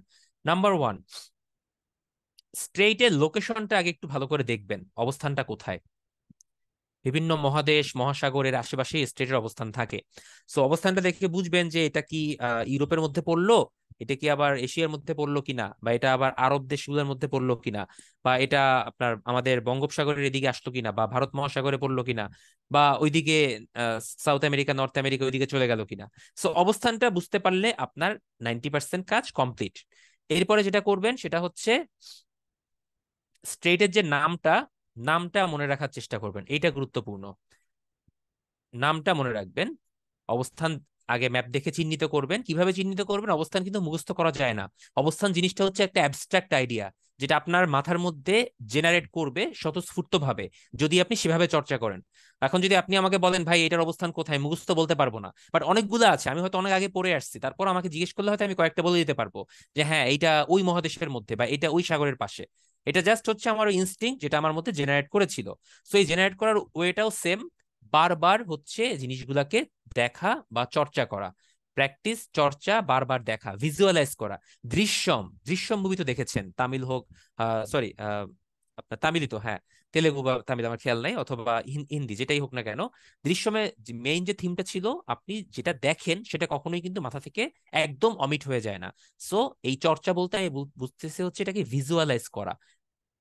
স্ট্রেট গুলাকে ভিজুয়ালাইজ করবেন, অবস্থানটা দেখবেন, তারপর তার নামটা মনে রাখার চেষ্টা করবেন যে হ্যাঁ ওই অবস্থানে এই নামটা। তাহলে আপনার 90% কাজ ডান।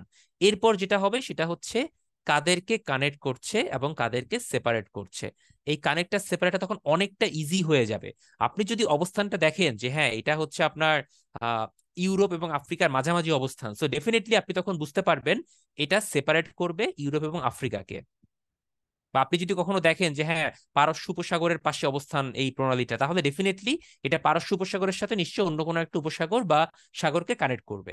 সো আপনি লোকেশন ধরতে পারলে, নামটা মনে রাখতে পারলে, আপনার কানেক্টিং এবং সেপারেটিং পার্টটা মনে রাখা খুব একটা কষ্টকর হয় না। ওকে, এইটুকুই আমি হয়তো আপনাদেরকে টিপস দিতে পারবো, এর বেশি পারছি না, সরি। এখন আসেন আমরা একটু দেখি এগুলো অ্যাপ্লাই করা যায় কিনা। অনেকগুলো প্রণালী আছে ভাই, এত প্রণালী মনে রাখা ইম্পসিবল, ইম্পসিবল, ইম্পসিবল, আমি বলবো আপনাদের সাথে তাল মিলিয়ে। কিন্তু কি করা যায় তাইলে? যেটা করা যায় আমরা একটা একটা করে দেখবো, একবারে দেখবো না, একটা একটা করে দেখি। বাট লোকেশনটা একটু এখান থেকে আমরা দেখে নিতে পারি যে কোনটা কোথায় অবস্থিত। একজন ভাইয়া স্লাইডে একটু আগে বেরিং প্রণালীর কথা বলেছিলেন, ভাইয়া বেরিং প্রণালীটা হচ্ছে খুবই গুরুত্বপূর্ণ। এটা আমেরিকার সাথে, কিন্তু অনেকে আবার এটা কানাডার সাথে বলেন, কেউ কেউ আবার এটাকে রাশিয়ার সাথে বলেন। So what ever it is, আমি রাশিয়া বলি বা কানাডা বলি বা যাই বলি না কেন, দেখেন এই যে অংশটা বেরিং এর, এটা হচ্ছে আপনার কি অংশ বলেন তো, এই পার্টটা কি? এটার নাম আছে একটা, ম্যাপ দেখেই বলেন না। আমার এখানে তো লেখা নাই। এটা আলাস্কা। আলাস্কা কার অংশ? রাশিয়ার অংশ ছিল, 1867 আগে ছিল, বর্তমানে আমেরিকার অংশ। সো এই যে পার্টটা, এই অংশটা কার অংশ? ডেফিনেটলি রাশিয়া, এখনো রাশিয়াই আছে। এই যে রাশিয়ার এই যে এই মাথাটা এবং এই মাথাটা।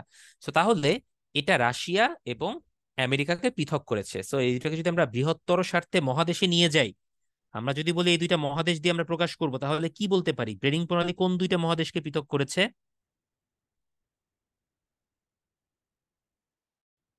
রাশিয়ার এই পার্টটা কিন্তু এশিয়ার মধ্যে পড়েছে।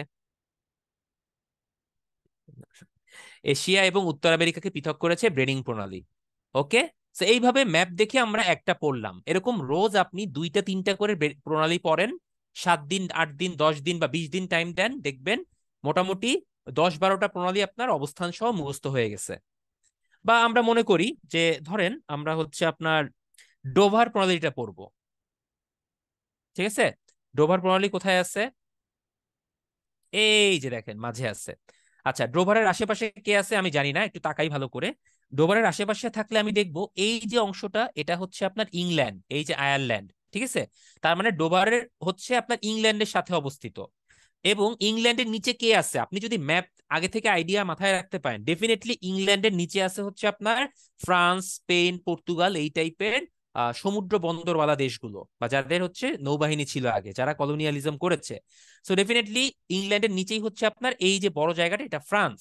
তার নিচে হচ্ছে আপনার স্পেন, তারপর পর্তুগাল, নিচে ইটালি। তো ডেফিনেটলি ডোভার প্রণালীটার অবস্থান হচ্ছে আপনার ইংল্যান্ড এবং ফ্রান্সের মধ্যে। সো ইংল্যান্ড এবং ফ্রান্সকে পৃথক করেছে হচ্ছে আপনার ডোভার প্রণালী, এটা আমরা সুন্দর করে চোখ বন্ধ করে বলতে পারি, জাস্ট অবস্থানটা দেখার কারণে। সিমিলারলি আমরা যদি আবার একটু চিন্তা করি যে না, আমি এভাবে করব না, আমি একটু অন্য আর একটা প্রণালী দেখব। মনে করেন হচ্ছে আমি হরমুজ প্রণালী নিয়ে একটু কথা বলবো। কোথায় হরমুজ প্রণালী? এই যে হরমুজ প্রণালী দেখেন। হরমুজ প্রণালীটা কোথায় আছে, আমি অবস্থানটা আগে দেখবো। অবস্থানটা হচ্ছে ভালোভাবে বুঝতে পারতেছেন, এটা একটা মিডিল এশিয়া বা মধ্য এশিয়ার, মিডিল ইস্টের মোটামুটি মাঝামাঝি জায়গাতে আছে। এবং তার নিচে কিন্তু আবার একটা আফ্রিকান পার্টও আছে। So what ever, African part তো আরো নিচে, এই নিচে কিন্তু আফ্রিকার উপরের এই অংশটাতে কোন কোন দেশ অবস্থিত? আমি জানি এখানে আছে হচ্ছে আপনার ইউএই আছে, বা এই টাইপের কিছু দেশ আছে। আর উপরে এখানে হচ্ছে মধ্য এশিয়ার মধ্যে কয়েকটা দেশ আছে, মধ্যে সৌদি আরব আছে, ইরান আছে, ইরাক আছে, তেহরানের কিছু অংশ আছে, এই জায়গাগুলোতে আছে। সো হরমুজ প্রণালীটার একটা অবস্থান আমি আপেক্ষিকভাবে চিন্তা করে নিলাম যে এটা মধ্য এশিয়ার দেশগুলো দিয়ে সারাউন্ডেড। সো ডেফিনেটলি এটা মধ্য এশিয়ার যে কোনো দুইটা দেশকে পৃথক করবে এবং ওখানে অবস্থিত কোনো না কোনো সাগর উপসাগরকে কানেক্ট করবে। সো আমি কাদেরকে কানেক্ট করবে এখানে? বুঝতেই পারতেছেন, মধ্য এশিয়া ডেফিনেটলি ইরান আছে, সো ডেফিনেটলি এখানে পারস্য উপসাগর চলে আসবে। সো পারস্য উপসাগর এবং এখানে আছে ওমান উপসাগর, এই দুইটাকে কানেক্ট করে দিচ্ছে আপনার হরমুজ প্রণালী। অন্যদিকে এই দুইটাকে কানেক্ট করতে গেলে দুইটাকে পৃথক করতে হচ্ছে। যেহেতু পারস্য আছে, তার মানে ডেফিনেটলি এখানে ইরান থাকবে ভাই। পারস্য উপসাগর তার মানে ইরান আছে। আর ওমান উপসাগর থাকলে নিশ্চয়ই নিচে ওমানের আশেপাশে যদি কোনো দেশ থাকে, সংযুক্ত আরব আমিরাত, ইউএই, এই দুইটাকে পৃথক করতেছে। ব্যাস, আমি তিনটা প্রণালী একটু ব্যাখ্যা করলাম। দেখেন তো, এরকম দুইটা তিনটা করে যদি একদিনে পড়েন বা ডেইলি পড়েন, 10-12টা প্রণালী মুখস্থ করা কিন্তু অবস্থান সহ খুব একটা কঠিন না। আপনাদের কাছে কি ক্লিয়ার হচ্ছে কিনা একটু ফিডব্যাক নিব।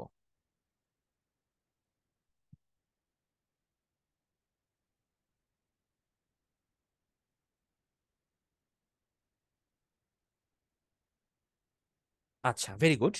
তার মানে কিছুটা সফল হয়েছি, এখনো পুরোপুরি হই নাই দেখি। এখন কথা হচ্ছে, প্রণালী কিন্তু অনেকগুলো আছে ভাইয়া। এখন এই 20টা প্রণালীতে কিভাবে হচ্ছে আপনার মনে রাখা সম্ভব? ডেফিনেটলি সম্ভব না। সো আমরা স্লাইডে কয়েকটা গুরুত্বপূর্ণ প্রণালীর নাম এখানে দিয়ে দিয়েছি, এগুলো একটু আমরা মনে রাখবো। আই থিংক এর মধ্য থেকে আসা উচিত। তারপরও যদি আসলে বাইরে থেকে আসে, আসলে কিছু করার নাই। যেমন হচ্ছে আপনার জিব্রাল্টার প্রণালী, এটা গুরুত্বপূর্ণ। 1 বাই 1 দেখেন সবগুলা স্লাইডে আছে। এই যে সুখী আপু জিব্রাল্টারটা বলতেছি, দেখেন এটা বড় করেই দেওয়া আছে। 1 বাই 1 একটু যাই কয়েকটা। জিব্রাল্টারের অবস্থানটা আমি চিন্তা করব হচ্ছে যে কোনো একটা জায়গায় চিন্তা করব, এটা কোন মহাদেশের মধ্যে আছে। জিব্রাল্টার প্রণালীটা হচ্ছে আপনার এমন একটা প্রণালী যেটা ইউরোপ এবং আফ্রিকার মাঝামাঝি একটা পয়েন্টে অবস্থিত, খুবই চিকন একটা সরু প্রণালী। সো সরি, যেহেতু ইউরোপ এবং আফ্রিকার মধ্যে কানেক্টিং একটা পয়েন্টই আছে, আমরা যদি ম্যাপ ভালো করে দেখি, সেটা হচ্ছে নর্থ আফ্রিকার একটা দেশ আছে মরক্কো, তার সাথে আছে আলজেরিয়া, তার সাথে লিবিয়া।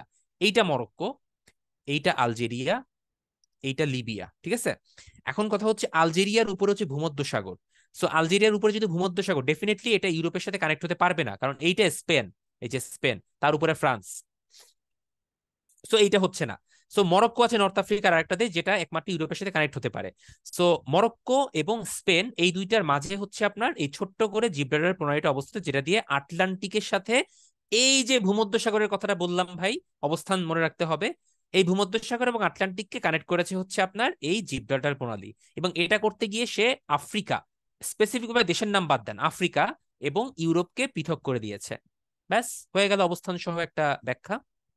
সো কথা হচ্ছে অবস্থান আমি ভালো করে বুঝলাম, ব্যাখ্যাও ভালো করে বুঝলাম, বাট নামটা কিন্তু ভাই আপনার মুখস্থ করতে হচ্ছে। দেখেন প্রতিটা জায়গাতে নাম কিন্তু মনে রাখতেই হবে, এইটা আপনার মুখস্থ করার কাজ। সো এই জন্য আমি কিন্তু আপনাকে স্ট্র্যাটেজিতে বলেছিলাম নামটা আপনাকে মনে রাখতে হবে, এটা কেউ আপনাকে মনে রাখিয়ে দিতে পারবে না, it's up to you. But location এবং কানেক্টিং পয়েন্টটা আপনি চাইলে বুঝে বুঝে ম্যাপ থেকে বের করতে পারবেন, ঠিক আছে। সো এইভাবে যতগুলো প্রণালী আছে ভাইয়া, আজকে একটু স্টাডি করা শুরু করেন ক্লাস শেষের পরে। এবং সব থেকে বড় ট্রিক্সটা হচ্ছে সবগুলো একবারে স্টাডি করতে যেয়েন না, টাইম দিয়ে করেন। মানে আজকে দুই তিন চারটা করেন, কালকে আবার তিন চারটা করেন, এরকম 3-4 দিন পর মিলে একবারে 10-12টা মুখস্থ রাখার চেষ্টা করেন। তো এটাতে একটা লস আছে, সামনে আপনাদের পরীক্ষা আছে, এক্সাম, তো সেখানে হয়তো আপনার এটা নাও আপনি কমন পড়তে পারে। হোয়াট এভার, এই এক্সামের নাম্বার নিয়ে চিন্তা করেন না প্রিলির এক্সামের নাম্বার নিয়ে চিন্তা করেন, ডেফিনেটলি ওইটা। সো এভাবে পড়েন, এটা একদিনে সম্ভব না, ভুলে যাবেন। ওকে। সো এই যে বাবল বান্দে প্রণালী আছে এখানে, দার্দানেলিস আছে, মালাক্কা আছে, হরমুজ আছে, পক প্রণালী আছে, ডোভার, বেরিং যেগুলো দেখালাম, ফরমোজা, ফ্লোরিডা। তো ফ্লোরিডা প্রণালী বললেই তো মনে পড়ে যে এটা ফ্লোরিডার সাথে কানেক্টেড, ডেফিনেটলি এটা হচ্ছে ইউএস এর সাউথ পার্টে অবস্থিত হবে। সো নাম দিয়েও কিন্তু অনেক সময় হচ্ছে এগুলা মুখস্থ রাখা পসিবল। আচ্ছা। তো এরপরে সিসিলি প্রণালী আছে, তাতার প্রণালী আছে। তাতার প্রণালী রাশিয়া এবং শাখালিন দ্বীপপুঞ্জের মাঝে, যেটা জাপান সাগর এবং ওস্টক সাগরকে কানেক্ট করেছে। তো হোয়াট এভার ভাইয়া, প্রণালীগুলো একটু চেষ্টা করবেন। নেক্সট ক্লাসে আমাকে একটু আবার বললেন যদি কারো এরপরও প্রবলেম হয় যে না ভাইয়া আমার তো এই ওয়েতেও হচ্ছে না, কি করা যায়, দেখি অন্য কিছু করা যায় কিনা, ঠিক আছে, চেষ্টা করবো আবার অন্য কোনো ওয়েতে বলার জন্য। তা আপাতত আজকে এভাবে একটু চেষ্টা করবেন আজকে ক্লাসের পরে। আচ্ছা, এবার আমরা একটু খাল পড়বো। প্রণালী তো পড়েছি ন্যাচারাল ওয়েতে তৈরি হয়, কিন্তু খাল তো ভাই ন্যাচারাল না, খাল তো মানব সৃষ্ট। তো এরকম দুইটা খালের নাম আমরা জানি, পানামা খাল, সুয়েজ খাল। পানামা খালটা কোথায় অবস্থিত? দক্ষিণ আমেরিকার পানামা রিপাবলিকের কাছে, যেটা প্রশান্ত এবং আটলান্টিককে কানেক্ট করেছে। এবং খননকালটা ছিল দীর্ঘ প্রায় 33 বছর, ঠিক আছে। উদ্যোক্তাকে, নাম নাম মনে মনে রাখলেও চলবে, দৈর্ঘ্যটা মনে রেখেন 82 কিলোমিটার, কম, সুয়েজ খালটা অনেক বেশি। গড় প্রস্থটা আবার আপনার এখানে বেশি পানামা খালে, সুয়েজ খালে একটু কম, গভীরতা আবার দুইটাই কাছাকাছি। মানচিত্র অবস্থান দেখতে চাই দেখতে পারেন, এই পাশে প্রশান্ত, এই পাশে আপনার ক্যারিবিয়ান সাগর, আলটিমেটলি আটলান্টিক মহাসাগর আর কি। ক্যারিবিয়ান তো আটলান্টিকের মধ্যেই পড়েছে। আর অন্যদিকে সুয়েজ খালটা হচ্ছে আপনার ভূমধ্যসাগর এবং লোহিত সাগরকে কানেক্ট করেছে, অর্থাৎ ভূমধ্যসাগরের যে চিপা, এই চিপা দিয়ে কোনোভাবে আপনার কোন দিকে আসা যাচ্ছিল না, ভারত মহাসাগরের দিকে আসা যাচ্ছিল না, মাঝখানে পুরো ল্যান্ড দিয়ে ব্লক করা ছিল। তো ডেফিনেটলি ঘুরে ঘুরে আসতে হতো। তো এই ঝামেলা থেকে মুক্তির জন্য পরবর্তীতে আপনার সুয়েজ খাল খনন করা হয়, যেটা বর্তমানে মিশরের আন্ডারে আছে। আচ্ছা, এবার দেখি চীনের মহাখাল। এটা খুব একটা গুরুত্বপূর্ণ না হলেও একবার রিডিং করতে পারেন, এটা নিয়ে খুব বেশি কথাবার্তাও হয় না। এটা আপনার অনেক পুরনো আমলে হচ্ছে করা হয়েছিল, খ্রিস্টপূর্ব 5ম শতাব্দী থেকে 1700 খ্রিস্টাব্দ, বহুদিন ধরে ধীরে ধীরে করা হয়েছে। তো এটা আমি বলবো যে খুব not so important, what ever, Panama এবং সুয়েজটাই দেখেন, তাতেই চলবে। আচ্ছা, হরমুজ প্রণালী কোন দুটি সাগরকে সংযুক্ত করেছে? একটু আগে আমি পড়িয়েছি হরমুজ প্রণালী, এবং সেটাই পোল কোশ্চেনে আছে, পারলে একটু রেসপন্স করি সবাই।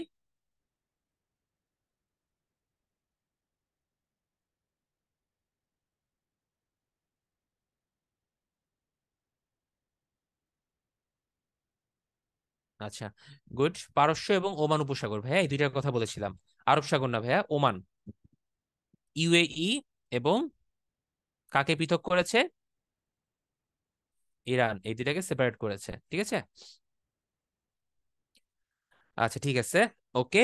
এরপরে আমরা চলে যাব হচ্ছে ভৌগোলিক কিছু সীমারেখা, কিছু লাইন আছে না ভাইয়া, এত ডিগ্রি লাইন, এত ডিগ্রি লাইন, বা অমুক লাইন তমুক লাইন, এই লাইনগুলো হচ্ছে আপনার ম্যাপ দেখে দেখে একটু পড়তে হবে।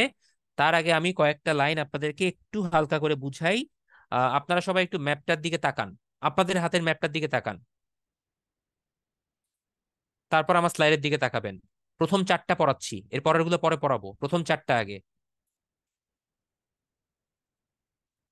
আচ্ছা, আপনারা যদি একটা পৃথিবীর কথা চিন্তা করেন, একদম ম্যাপের মাঝামাঝি যান,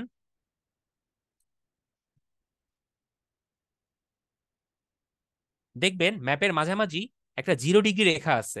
খেয়াল করছেন? একদম ম্যাপের মাঝামাঝি, অর্থাৎ যে বিষুব রেখাটা, সেটাতে 0 ডিগ্রি আছে। খেয়াল করছেন কেউ? ম্যাপটা দেখে আমাকে বলেন। বা ম্যাপ বা গ্লোব যাই থাকুক না কেন। আচ্ছা, সো 0 ডিগ্রি থেকে আমি যদি ধীরে ধীরে উপরের দিকে যাই, এক সময় আমি কিন্তু 30, 60, 90 করে 180 ডিগ্রি পর্যন্ত যেতে পারবো। আবার নিচের দিকে গেলেও আমি 30, 60 করে 180 ডিগ্রি পর্যন্ত যেতে পারবো। So what ever it is, আমার এতদূর যেতে হবে না, আমার মোটামুটি 50 ডিগ্রির মধ্যে থাকলেই হবে। এবার 0 ডিগ্রি থেকে আস্তে আস্তে শুরু করে উপরের দিকে ওঠা। 17 ডিগ্রি আনুমানিক একটা পয়েন্ট চিন্তা করেন, তারপর সেই পয়েন্ট থেকে একটা স্ট্রেট লাইন টানেন এরকম করে। দেখেন তো কোন জায়গায় গিয়ে মিলিত হচ্ছে।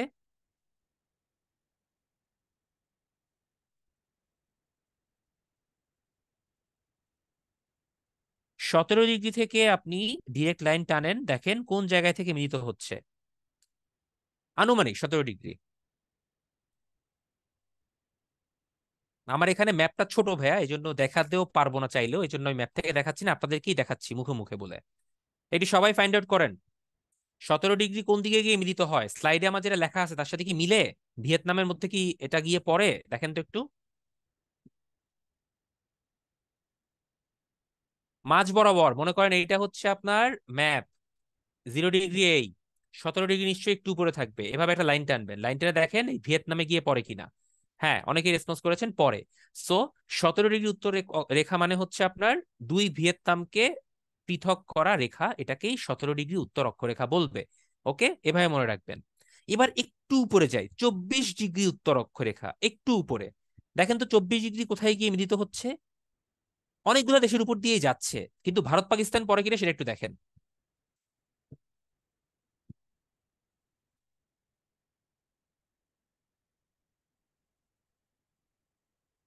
Yes, definitely. দেখবেন ভারত এবং পাকিস্তানের মধ্যে একটা লাইন আছে, এর উপর দিয়ে চলে যায়। তো পাকিস্তান এই রেখা বরাবর হচ্ছে তাদের সীমানা দাবি করে, যদিও তাদের এই দাবিটা খুব একটা মেনে নেওয়া হয় না, বাট স্টিল তারা দাবি করে থাকে আর কি। সো 24 ডিগ্রি উত্তর অক্ষরেখা মানে হচ্ছে ইন্ডিয়া পাকিস্তান। 17 ডিগ্রি মানে হচ্ছে ভিয়েতনাম। ওকে, এবার আরেকটু উপরের দিকে যাই। 38 ডিগ্রিটা একটু আপেক্ষিকভাবে চিন্তা করেন তো কোথায় আছে। 38 ডিগ্রি, লম্বা লাইন টেনে দেখেন তো কোরিয়ার দিকে চলে যায় কিনা। উত্তর কোরিয়া, দক্ষিণ কোরিয়া।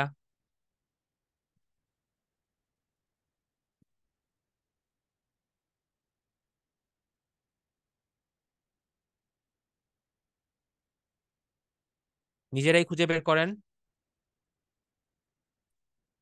পেলে একটু রেসপন্স করেন ভাইয়া, একটু চুপ করে বসে থাকলে হবে না। পেলে রেসপন্স করেন যে 38 ডিগ্রি পাচ্ছেন কিনা, কোরিয়ার মধ্যে পড়ে কিনা টান দিলে। আচ্ছা, ওকে, তাহলে তো ভালো পেলে।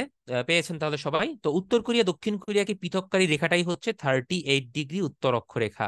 এবং ওই জায়গাটাই হচ্ছে পানমুনজং একটা গ্রাম আছে, যে গ্রামে একটা শান্তি বৈঠক হয়েছিল 2018 সালে। ঠিক আছে, দুই কোরিয়ার প্রেসিডেন্টের মধ্যে। ভাইয়া জাপান পড়বে, আরো অনেক দেশ পড়বে, আমি যেটা স্লাইডে আছে সেটা পড়ে কিনা সেটা খুঁজতে বলেছি। 38 ডিগ্রিতে শুধুমাত্র যে কোরিয়া পড়বে তা তো না ভাইয়া। আপনার উত্তর আমেরিকা, দক্ষিণ আমেরিকা, এইসব দেশের মধ্যে তো অনেক দেশ পড়বে।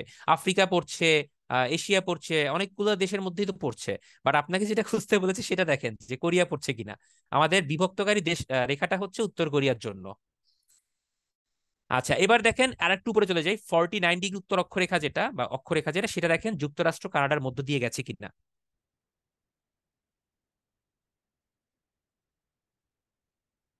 49 ডিগ্রি,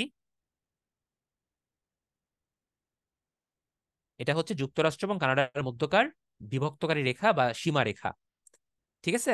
তো এইভাবে চারটা মাত্র এরকম উত্তর অক্ষরেখা টাইপের সীমারেখা আছে।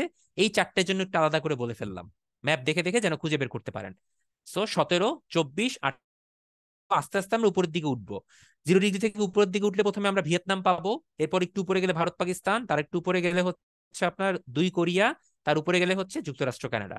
ওকে, এই 4টে ভাই মনে রাখবেন। এবার আসি অন্যান্য লাইনগুলো ভাইয়া, এই লাইনগুলোতে আমার বোঝানোর কিছু নাই, সরি টু সে, ঝাড়া মুখস্থ। তবে আমি মার্ক করে দিতে পারি কোনগুলো লাগবে। Radcliffe line, star mark লাগবে। লাইন অফ কন্ট্রোল আমাদের পার্শ্ববর্তী দেশ Bharat Pakistan. Line of actual control এটা হচ্ছে ভারত এবং চীন। Durand line Pakistan Afghanistan. Sonora line যুক্তরাষ্ট্র মেক্সিকো, এগুলো লাগবে না। Mannerheim line Russia Finland. Blue line Israel Lebanon, এটা ইসরায়েলের পতাকায় ব্লু আছে সেইভাবে চিন্তা করতে পারেন মুখস্থ রাখার জন্য। ঠিক আছে। আবার পার্পল লাইন ইসরায়েল সিরিয়া, এইটা কিভাবে করবেন আই ডোন্ট নো, বাট এই ধরনের রং যে লাইনগুলা, মানে বিভিন্ন কালার দিয়ে যে লাইনগুলো, সেগুলো সব ইসরায়েলের সাথে কানেক্টেড। ব্লু, পার্পল, গ্রিন, তিনটাই হচ্ছে ইসরায়েলের সাথে কানেক্টেড। ওকে। আচ্ছা, জিগফ্রেড, ম্যাজিনো, সিগফ্রাইড, হিন্ডারবার্গ, অনেক লাইন আছে ভাই, এত মুখস্থ রাখা পসিবল না, পারলে পড়েন, না পারলে দরকার নাই। ঠিক আছে। আচ্ছা, ফারজান আপু বারবার হ্যান্ড রেজ করছেন, আপু হ্যান্ড রেজ করে তো লাভ নাই, আপনার কোনো প্রশ্ন থাকলে আপনি চ্যাট বক্সে করেন। ওকে, ক্লাসের মাঝখানে হ্যান্ড রেজ অপশন নেওয়া হয় না। সবাই প্রশ্ন করছে চ্যাট বক্সে, আপনিও পারবেন ইনশাল্লাহ। আচ্ছা, সো এই হচ্ছে মোটামুটি আপনার সীমারেখাগুলা। সীমারেখাগুলো একটু ট্রাই করেন, দেখেন কতগুলো মনে রাখা যায়, বাট প্রথম 4টা বেশি গুরুত্বপূর্ণ, দ্যাটস ওয়াই আমি একটু আলাদাভাবে ম্যাপে দাগিয়ে দেখানোর চেষ্টা করেছি। আমার এখানে ম্যাপ ছিল তাই দেখালাম না, আপনাদেরকে দিয়েই করিয়েছি। আচ্ছা, তাহলে এবার চলে যাই পরবর্তী অংশ। পরবর্তী অংশে কি আছে দেখেন তো। একটা হিজিবিজি একটা ম্যাপ আছে, কিন্তু আমি এটাকে হিজিবিজি না বলে অন্যভাবে বলবো, সেটা হচ্ছে বিরোধপূর্ণ দ্বীপ। বিশ্বের বিভিন্ন জায়গায় বিরোধপূর্ণ অঞ্চল আছে, বিরোধপূর্ণ দ্বীপ আছে। তো সেই যাবতীয় অঞ্চলগুলোকে হচ্ছে আপনার এই জায়গাটায় দেখানো হয়েছে। ঠিক আছে। বিরোধপূর্ণ এবং উল্লেখযোগ্য কিছু দ্বীপ এবং উপদ্বীপ। সো আপনাদের ক্লাস বইয়ে বইটা আছে, উত্তরণের প্রিপারেশন বুক, সেই প্রিপারেশন বুকে কিন্তু আপনার লেখাও আছে, বাট এখানে ম্যাপ আছে, সো আমি ম্যাপ দেখিয়ে বোঝাচ্ছি। ঠিক আছে। আচ্ছা, তো দ্বীপগুলোর মধ্যে যদি চিন্তা করি, আমরা প্রথমে আমাদের প্রতিবেশী রাষ্ট্র থেকে শুরু করি আস্তে আস্তে। যেমন ভারতের আশেপাশে কি আছে? ভারতের আশেপাশে আপনার ভারত মহাসাগরের মধ্যে কিছু দ্বীপ আছে, যেমন মাদাগাস্কারের নাম আমি বলেছিলাম। তারপরে জাভা আছে, ইন্দোনেশিয়ার একটা ফেমাস দ্বীপ। সুমাত্রা আছে, প্রায় এখানে সুনামি হয়, ভূমিকম্প হয়, তাই না, জলোচ্ছ্বাস হয় প্রায় এখানে। তারপর বর্নিও আছে, কারণ আমরা জানি যে ইন্দোনেশিয়া হচ্ছে একটা বড় দ্বীপ রাষ্ট্র। সো দ্বীপরাষ্ট্রের কথা যেহেতু আসতো, এরকম আরো অনেকগুলা দ্বীপ নিয়ে একটা রাষ্ট্র আছে যেটা হচ্ছে জাপান। তো জাপানের কয়েকটা ভালো দ্বীপরাষ্ট্রের মধ্যে দ্বীপের মধ্যে আছে হনসু, শিকোকু, এই টাইপের একটা দ্বীপ আছে গুরুত্বপূর্ণ। হ্যাঁ, ভারতের মধ্যে আছে আপনার আন্দামান নিকোবর, এই দ্বীপটা ভেরি ফেমাস, আমি আগেই বলে ফেলছি, এই যে শার্লক হোমসের একটা গল্পের কথাই বলেছিলাম। এবার আমরা একটু নিচের দিকে যাই, নিচের দিকে গেলে আপনার এই যে পলিনেশিয়া মাইক্রোনেশিয়া এলাকায় বেশ কিছু দ্বীপ টিপ আছে, যেমন পাপুয়া নিউগিনি এই টাইপের কিছু দ্বীপ আছে। তারপরে হচ্ছে একটু এই দিকে দক্ষিণ মহাসাগর হয়ে পার হয়ে যদি আটলান্টিকের দিকে যাই, সেই বিখ্যাত ফকল্যান্ড দ্বীপপুঞ্জ আছে, যেটা আর্জেন্টিনা এবং ইংল্যান্ডের মধ্যে বিবাদের কারণ হয়েছিল, এবং দুইটা দেশ এটার জন্য যুদ্ধও করেছিল। পরবর্তীতে আর্জেন্টিনা পরাজিত হয়, কিন্তু সেই পরাজয়ের শোধ তারা আবার অন্যভাবে মরাল ভিক্টরি নিয়েছিল 1986 সালের ওয়ার্ল্ড কাপে ইংল্যান্ডকে পরাজিত করে, বিশ্বকাপ ফুটবলে। যাই হোক, এর উপরের দিকে যদি একটু আসি, সেন্ট হেলেনা দ্বীপপুঞ্জ আছে। এই সেন্ট হেলেনা দ্বীপের নাম কেন গুরুত্বপূর্ণ, কেউ একজন আমাকে একটু বলেন, কি হয়েছিল সেন্ট হেলেনাতে?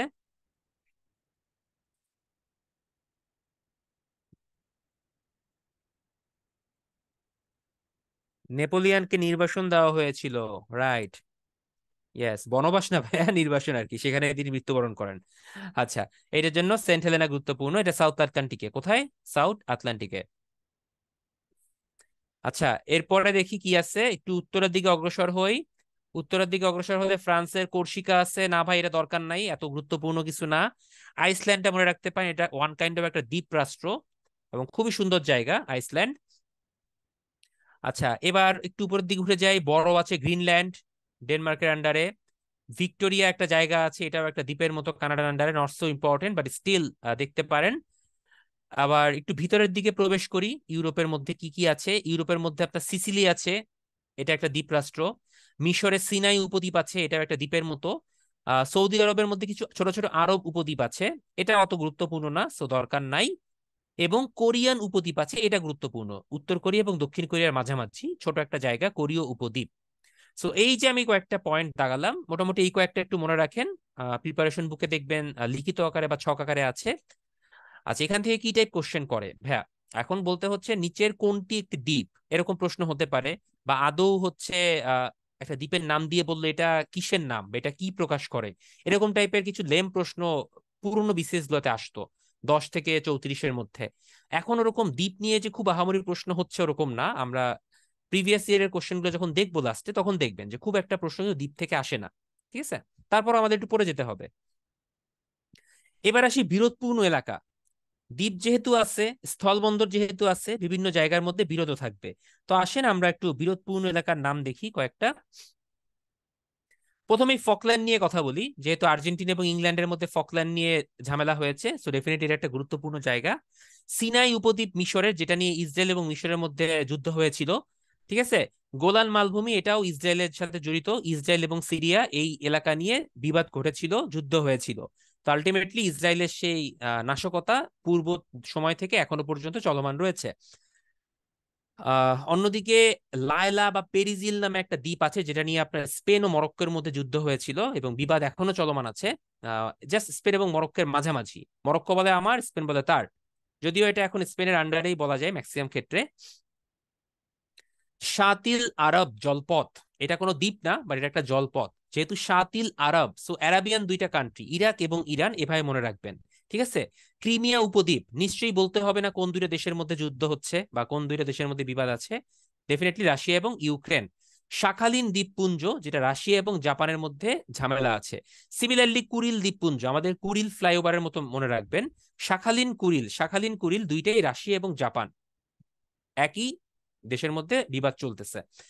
আবার আর একটা দ্বীপপুঞ্জ আছে যার নাম হচ্ছে সেনকাকু। নামটা শুনতে কেমন যেন লাগে, সেনকাকু দ্বীপপুঞ্জ। এটার সাথেও আবার জাপান রিলেটেড। সো জাপানের সাথে তিনটা অঞ্চল আছে যাদেরকে নিয়ে বিবাদ আছে। একটা হচ্ছে সেনকাকু, একটা কুরিল, একটা Sakhalin. So this three are with Japan. Spratly দ্বীপপুঞ্জ বলা হয়, কোনো কোনো জায়গায় স্পার্টলি দ্বীপের নামও বলা হয়। এটা নিয়ে চীন এবং ভিয়েতনামের মধ্যে যুদ্ধ হয়েছে এবং বিবাদ চলেছে। এছাড়া আরো কয়েকটা জায়গা আছে, যেমন আবু মুসা দ্বীপ, যেটা নিয়ে ইরান এবং ইউএই এর মধ্যে ঝামেলা আছে। ছোট করে লিখে দিই, ইরান প্লাস ইউএই। মান্নার দ্বীপ, যদিও এটা শ্রীলঙ্কার আন্ডারে, বাট স্টিল ভারত দাবি করে যে এটা আমরা পাবো, বাট এখনো পর্যন্ত শ্রীলঙ্কার আন্ডারেই আছে এটা। তো কয়েকটা আমি এরকম বিরোধপূর্ণ জায়গার নাম দেখালাম বা দ্বীপের নাম দেখালাম, এগুলো একটু ম্যাপ দেখে আইডেন্টিফাই করে নেন এবং আমাদের প্রিপারেশন বুকটাতে পেয়ে যাবেন এগুলো লিখিত আকারে। ওকে, এই পর্যন্ত কারো কোনো প্রশ্ন, কোনো কনফিউশন?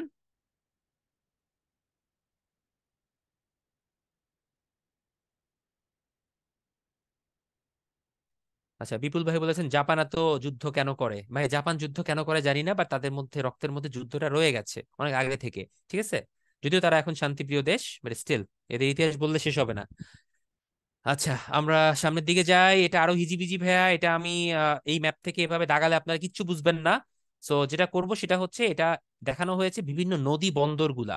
এটা একটা ছকের মাধ্যমে পড়বেন। বিভিন্ন নদী বন্দর আছে, আমরা সমুদ্র বন্দর পড়েছি না, এখন আমরা নদী বন্দর পড়বো। সো আমাদের আপনাদের প্রিপারেশন বুকে ছক আকারে নদী বন্দরগুলোর নাম দেওয়া আছে। সো ডেফিনেটলি এটা একটু ছক থেকে দেখবেন, বাট আমি একটু তারপরে বলি। যেমন বিখ্যাত বিখ্যাত সব সি পোর্ট, বড় বড় সমুদ্র জাহাজ, তারপর এ মালামাল আনা আনা নেওয়া করার জন্য কাজে লাগানো হয়। সিমিলারলি নদী পোর্ট গুলা বা আপনার রিভার পোর্ট গুলো কিন্তু কম গুরুত্বপূর্ণ না। যেমন আমাদের ঢাকার মধ্যেও কিন্তু রিভার পোর্ট আছে কয়েকটা গুরুত্বপূর্ণ, আমাদের বাংলাদেশে আছে, বলতে পারবেন নাম? বুড়িগঙ্গা কি একটা ছোটখাটো পোর্ট না? নারায়ণগঞ্জে শীতলক্ষ্যায় কি একটা পোর্ট আছে না? এগুলো কি গুরুত্বপূর্ণ না? তুরাগ কি গুরুত্বপূর্ণ না? কর্ণফুলী, সেরকম অনেকগুলো পোর্ট কিন্তু আমাদের দেশের মধ্যেও গুরুত্বপূর্ণ আছে। চাঁদপুর, ডেফিনেটলি বরিশাল নদী বন্দর। তো এই যে এরকম বিভিন্ন দেশে আছে। যেমন হুগলিতে একটা নদী বন্দর আছে যেটা বেশ গুরুত্বপূর্ণ। তারপর পাটনাতে আছে ভারতের মধ্যে। তারপর চীনে ভারতের গঙ্গা, এটাও একটা ভালো নদী বন্দর। যমুনা। ঠিক আছে। এবার আমরা যদি একটু আফ্রিকার দিকে আসি, নীল নদ, নাইলের পাশে যে নদী বন্দরটা সেটা একটা ভালো। কঙ্গো নদীর পাশে যে বন্দরটা আছে সেই পোর্টটা। দক্ষিণ আমেরিকাতে অ্যামাজন নদীর পাশে। ঠিক আছে। এবার যদি আমরা একটু উত্তর আমেরিকার দিকে যাই, মিসিসিপি মিসৌরি নদীর নাম আপনারা শুনেছেন, সেটার পাশে একটা পোর্ট আছে। হাডসন নদী আছে আপনার লন্ডনে। ঠিক আছে। এই কয়টা গুরুত্বপূর্ণ। তারপরে হচ্ছে রাইন নদী আছে, এই রাইন নদীটা গুরুত্বপূর্ণ ইউরোপে। টেমস লন্ডনে, হাডসন আমেরিকায় সরি। সিন নদী, এটাও হচ্ছে আপনার কোথায়? সিন নদী কোথায় দেখি, ম্যাপ দেখে অবস্থান দেখে কেউ একজন বলেন। সিন নদী বন্দরটা কোথায়? ফ্রান্সে, রাইট রাইট, ডেফিনেটলি ফ্রান্সে সিন আছে। ঠিক আছে। তারপরে আমস্টারডাম তো ডেফিনেটলি হচ্ছে আপনার নেদারল্যান্ডসে। মস্কোভা ডেফিনেটলি আপনার এটা মস্কোর মধ্যে পড়েছে। দানিউব হচ্ছে আপনার কোথায়, কেউ একজন বলেন, দানিউব কোথায়?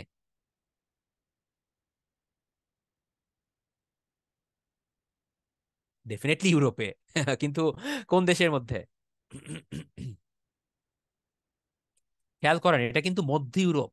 মধ্য ইউরোপের কয়েকটা কান্ট্রি হচ্ছে আপনার অস্ট্রিয়া, হাঙ্গেরি, ঠিক আছে, এই টাইপের কয়েকটা কান্ট্রি আছে। তো এটা মেবি হচ্ছে আপনার হাঙ্গেরি না অস্ট্রিয়া, আমি একটু কনফিউজড হয়ে গেছি ভাই, এই মুহূর্তে আমার খেয়াল নাই। এত কিছু মনে রাখা কঠিন।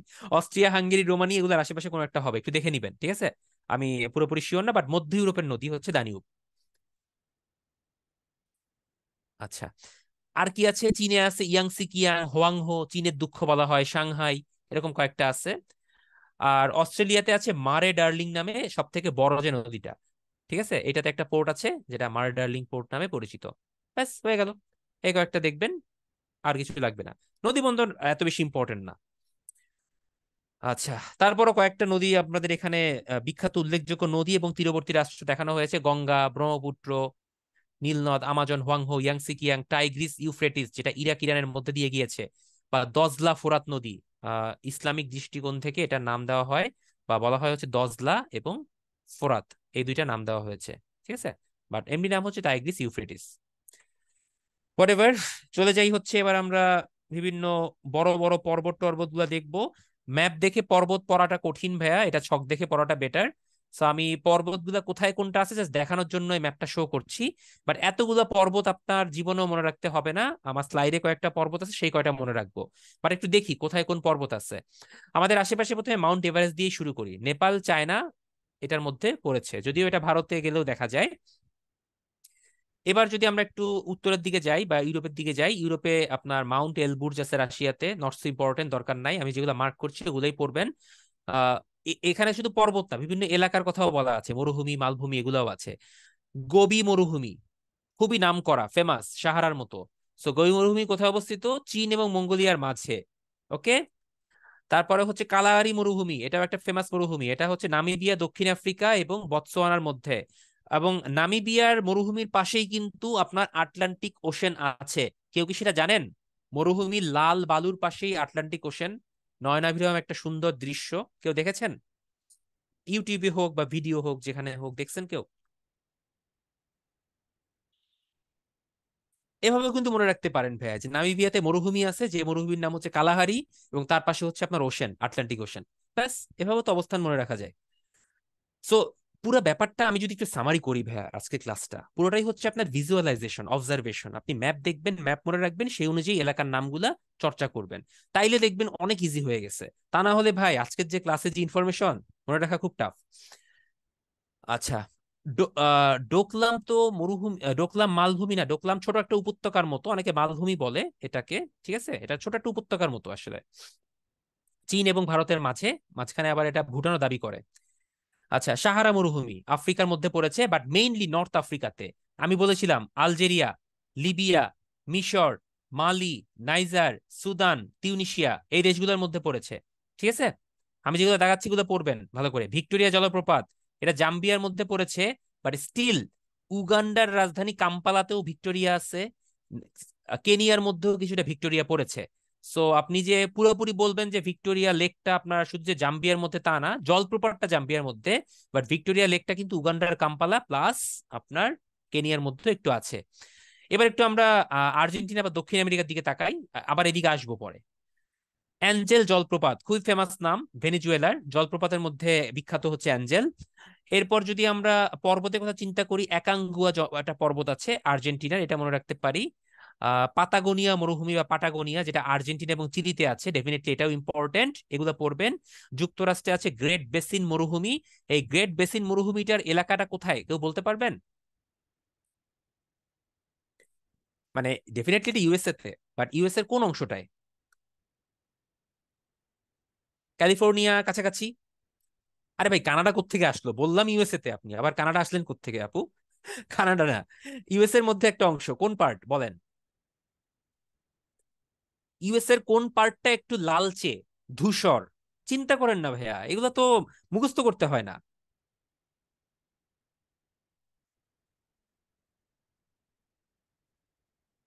টেক্সাস, নিউ মেক্সিকো এগুলার পাশে তো ভাইয়া, একটু ম্যাপ দেখেন এখন।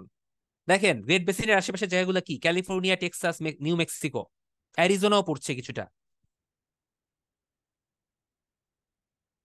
ঠিক আছে, ম্যাপ দেখেন, খালি ম্যাপ দেখলেই হবে। আর সব থেকে ভালো হয় যদি আপনারা ভাই ব্রেকিং ব্যাড দেখে ফেলেন। ব্রেকিং ব্যাড পুরো নিউ মেক্সিকো, অ্যালবাকার্কি নিয়ে করা হয়েছে। সেখানে নিউ মেক্সিকো, টেক্সাস, অ্যারিজোনা এবং তার পাশে মেক্সিকান বর্ডার নিয়ে কথাবার্তা বলা হয়েছে। সো আপনি যদি ব্রেকিং ব্যাড সিরিজটা দেখার স্বার্থে হলেও এই অংশটা নিয়ে একটু অ্যানালাইসিস করেন বা ম্যাপটা দেখেন, আপনার এই এলাকাটা পুরোপুরি ক্লিয়ার হয়ে যাবে। আমি এভাবে ক্লিয়ার করছি। ঠিক আছে, এই অংশটা আমার এই জন্য ক্লিয়ার, প্রবলেম হয় না কখনো। আচ্ছা, এরপর হচ্ছে ম্যাকিনলি পর্বত, আলাস্কায় আছে, বিশাল পর্বত ভাইয়া, রাশিয়া থেকে প্রাপ্ত, আলাস্কা যুক্তরাষ্ট্রে ম্যাকিনলি পর্বতমালা। এবার আমরা একটু নিচের দিকে আসি, অস্ট্রেলিয়া ওশেনিয়ার দিকে। গ্রেট অস্ট্রেলিয়ান ডেজার্ট, যেটাকে গ্রেট অস্ট্রেলীয় মরুভূমি বলা হয়, অস্ট্রেলিয়াতে আছে বিশাল এলাকা জুড়ে। ঠিক আছে, পুরো অস্ট্রেলিয়া জুড়ে ডেজার্টটা অবস্থিত।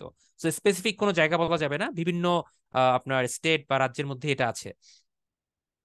লুবনা আপু, এটা সিরিজটা হচ্ছে ব্রেকিং ব্যাড, নাম লিখে সার্চ দিলেই পেয়ে যাবেন। আচ্ছা, এরপর আর থর মরুভূমি, ডেফিনেটলি ইম্পর্টেন্ট ভারত এবং পাকিস্তানের মধ্যে।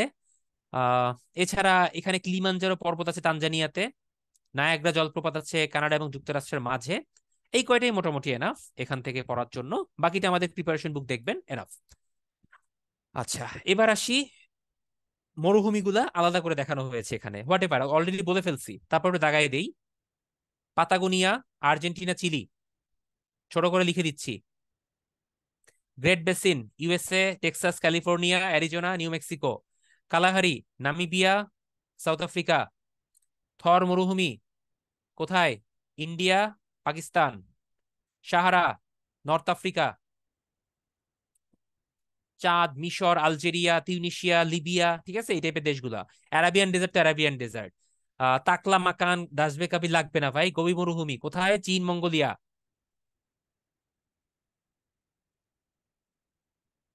গ্রেট অস্ট্রেলিয়ান ডেজার্টও ডেফিনেটলি অস্ট্রেলিয়ান ডেজার্টের মধ্যে পড়েছে। এই হচ্ছে মোটামুটি ইম্পর্টেন্ট ডেজার্ট। দেখেন, এক ঝলকে কিন্তু অনেকগুলা মুখস্থ হয়ে গেছে। আজকে ক্লাস শেষে আপনাকে যদি এখন জিজ্ঞেস করি, ভাই আপনি 5টা মরুভূমির নাম বলেন, কোথায় কোথায় অবস্থিত সেগুলো একটু বলেন, কি পারবেন বলতে?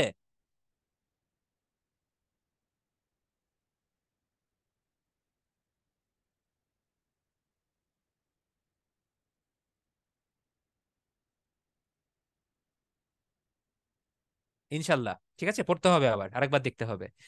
বাট প্রসেসটা দেখালাম, প্রসেসটা অনুযায়ী ফলো করবেন। আজকে আপনাদের জন্য মেইন টনিকটা হচ্ছে ভাই স্লাইড। ঠিক আছে, মেইন টনিকটা স্লাইড। আমার ক্লাসটা আবার রেকর্ড শুনবেন এবং স্লাইডটা দেখবেন, আর সাথে ম্যাপ পড়বেন। তারপরে আপনি আমাদের যে প্রিপারেশন বুকটা আছে বা উত্তরণের যে বই আছে বা বাজারের যে কোনো প্রকাশনীর বই আছে, সেটা তারপরে ফলো করতে যাবেন, তার আগে না। প্রথমে যদি বই থেকে পড়তে চান, মাথা ঘুরান্টি দিবে। ঠিক আছে। আচ্ছা, মালভূমি কাকে বলে, মরুভূমি কাকে বলে, সমভূমি কাকে বলে, ভাই পড়ে নিয়ে এগুলো নিয়ে কথা বাড়াবো না।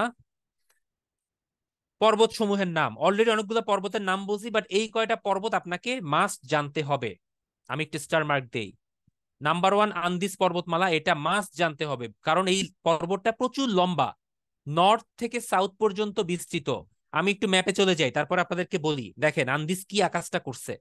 আন্দিস পর্বতমালা এতটাই আকাশ করছে, আন্দিস হচ্ছে এইখান দিয়ে শুরু হয়েছে একদম এই লম্বাই পর্যন্ত, বিশাল লম্বা আন্দিস পর্বতমালা। কি কাজ করছে আন্দিস পর্বতমালা? ভেনেজুয়েলা, কলম্বিয়া, এই যেখান দিয়ে শুরু হয়েছে, ভেনেজুয়েলা, কলম্বিয়া, ইকুয়েডর, তারপরে হচ্ছে পেরু, বলিভিয়া, এই যেখানে বলিভিয়া আছে, তারপরে হচ্ছে আপনার চিলি লম্বা, এবং আর্জেন্টিনা। এই 7টা দেশকে কানেক্ট করে আন্দিস পর্বতমালা বিস্তৃত। তো কেন আকাশের কথা বললাম, চিলি কেন এত লম্বা, কেউ কি চিন্তা করছেন? চিলি এরকম লম্বা হলো কেমনে? চিলির এক প্রান্ত থেকে আরেক প্রান্ত কিন্তু অনেক লম্বা ভাই।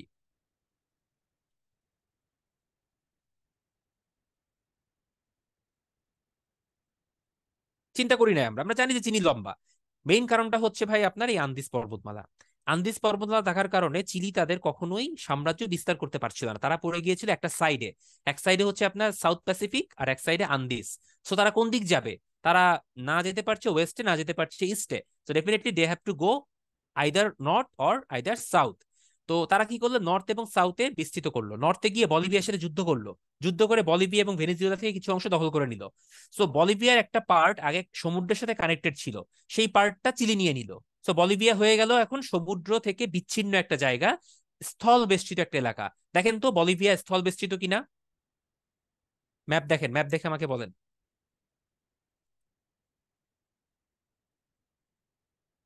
মানে বলিভিয়ার মানে কাজ সেরে দিয়েছে, কিচ্ছু করার নাই ভাই।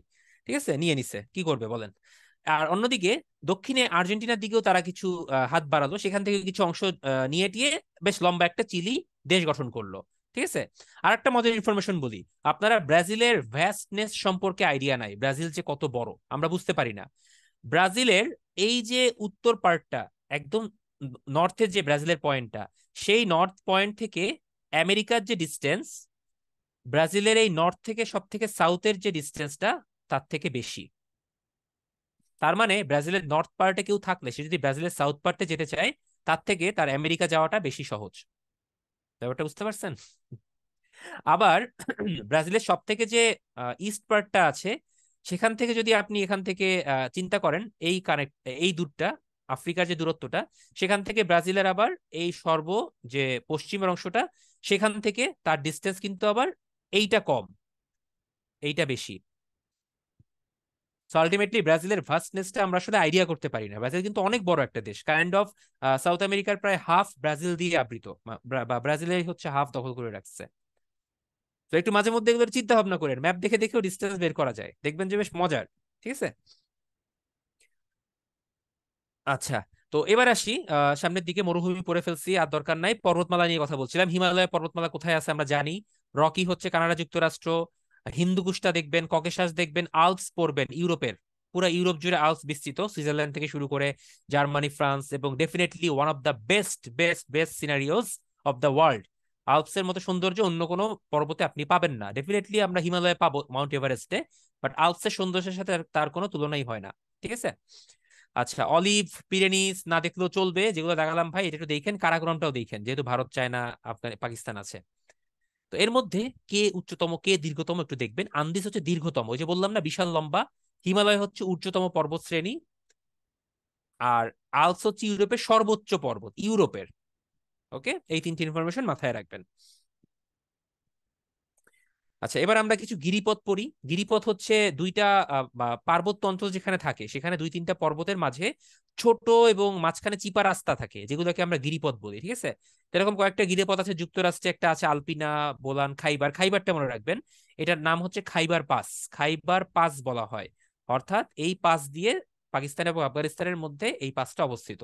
এটা ইম্পর্টেন্ট, অন্যগুলা না দেখলেও চলবে। উপত্যকা, দুই দিকে পাহাড়, মাঝে ভূমি থেকে উঁচু কোনো জায়গা, বিস্তৃত জায়গা, বিশাল এলাকা, এটা বিস্তৃত এলাকা। কিন্তু নর্মাল ভূমি কিন্তু আরো নিচে। সো এই যে ভূমি থেকে উঁচু কিন্তু একটা সমভূমির মতো, দুইটা পর্বত দিয়ে পরিবেষ্টিত, এই জায়গাকে বলা হয় হচ্ছে আপনার মালভূমি, বা অনেক ক্ষেত্রে উপত্যকাও বলে। বিস্তীর্ণ এলাকা, উপত্যকা লম্বা নিচেও হতে পারে, আবার আপনার স্ট্রেইটও হতে পারে। যদি স্ট্রেইট হয় তাহলে সেটাকে বলা হয় হচ্ছে মালভূমি। আর যদি এরকম বিস্তৃত সমভূমি থাকে বা উঁচু নিচু থাকে, সেগুলোকে আমরা অনেক সময় উপত্যকা বলতে পারি। এবং চিপা হলে সেগুলোকে বলবো গিরিপথ। সো সবগুলোর সাথেই পাহাড় জড়িত, দুই দিকে পাহাড় বা পর্বত থাকতে হবে। ঠিক আছে। তো অনেক এরকম টাইপের উপত্যকা আছে, সে মধ্যে একটা হচ্ছে আপনার মৃত্যু উপত্যকা বা ডেথ ভ্যালি। এটা হচ্ছে পূর্ব ক্যালিফোর্নিয়ায় অবস্থিত। এটা এমন একটা ডেজার্টের পাশে এলাকা, একে হচ্ছে আপনার ওই যে গ্রেট বেসিন ডেজার্টের আশেপাশে, এবং এটা আপনার হচ্ছে বেশ কিছু ছোটখাটো পাহাড় পর্বতের মাঝে অবস্থিত। এবং এটা একটা স্ট্রেইট রাস্তা, এই রাস্তা নিয়ারলি প্রায় 200 কিলোমিটার পর্যন্ত স্ট্রেইট আছে। এবং এর আশেপাশে আপনি কিছু পাবেন না। আপনার গাড়ি যদি পাংচার হয়, আপনি ড্রাইভ করছেন, আপনার যদি কোনো কারণে কোনো প্রবলেম হয়, ইউ উইল ফাইন্ড এনিথিং, মানে সরি, নাথিং, কিছুই পাবেন না। আপনারা একটু ডেথ ভ্যালি বা মৃত্যু উপত্যকা নিয়ে একটু আপনি সার্চ দিয়েন, অনেক কিছু পেয়ে যাবেন। আপনার ইউটার নাম শুনেছেন? ইউটা বা উটা, আমেরিকার।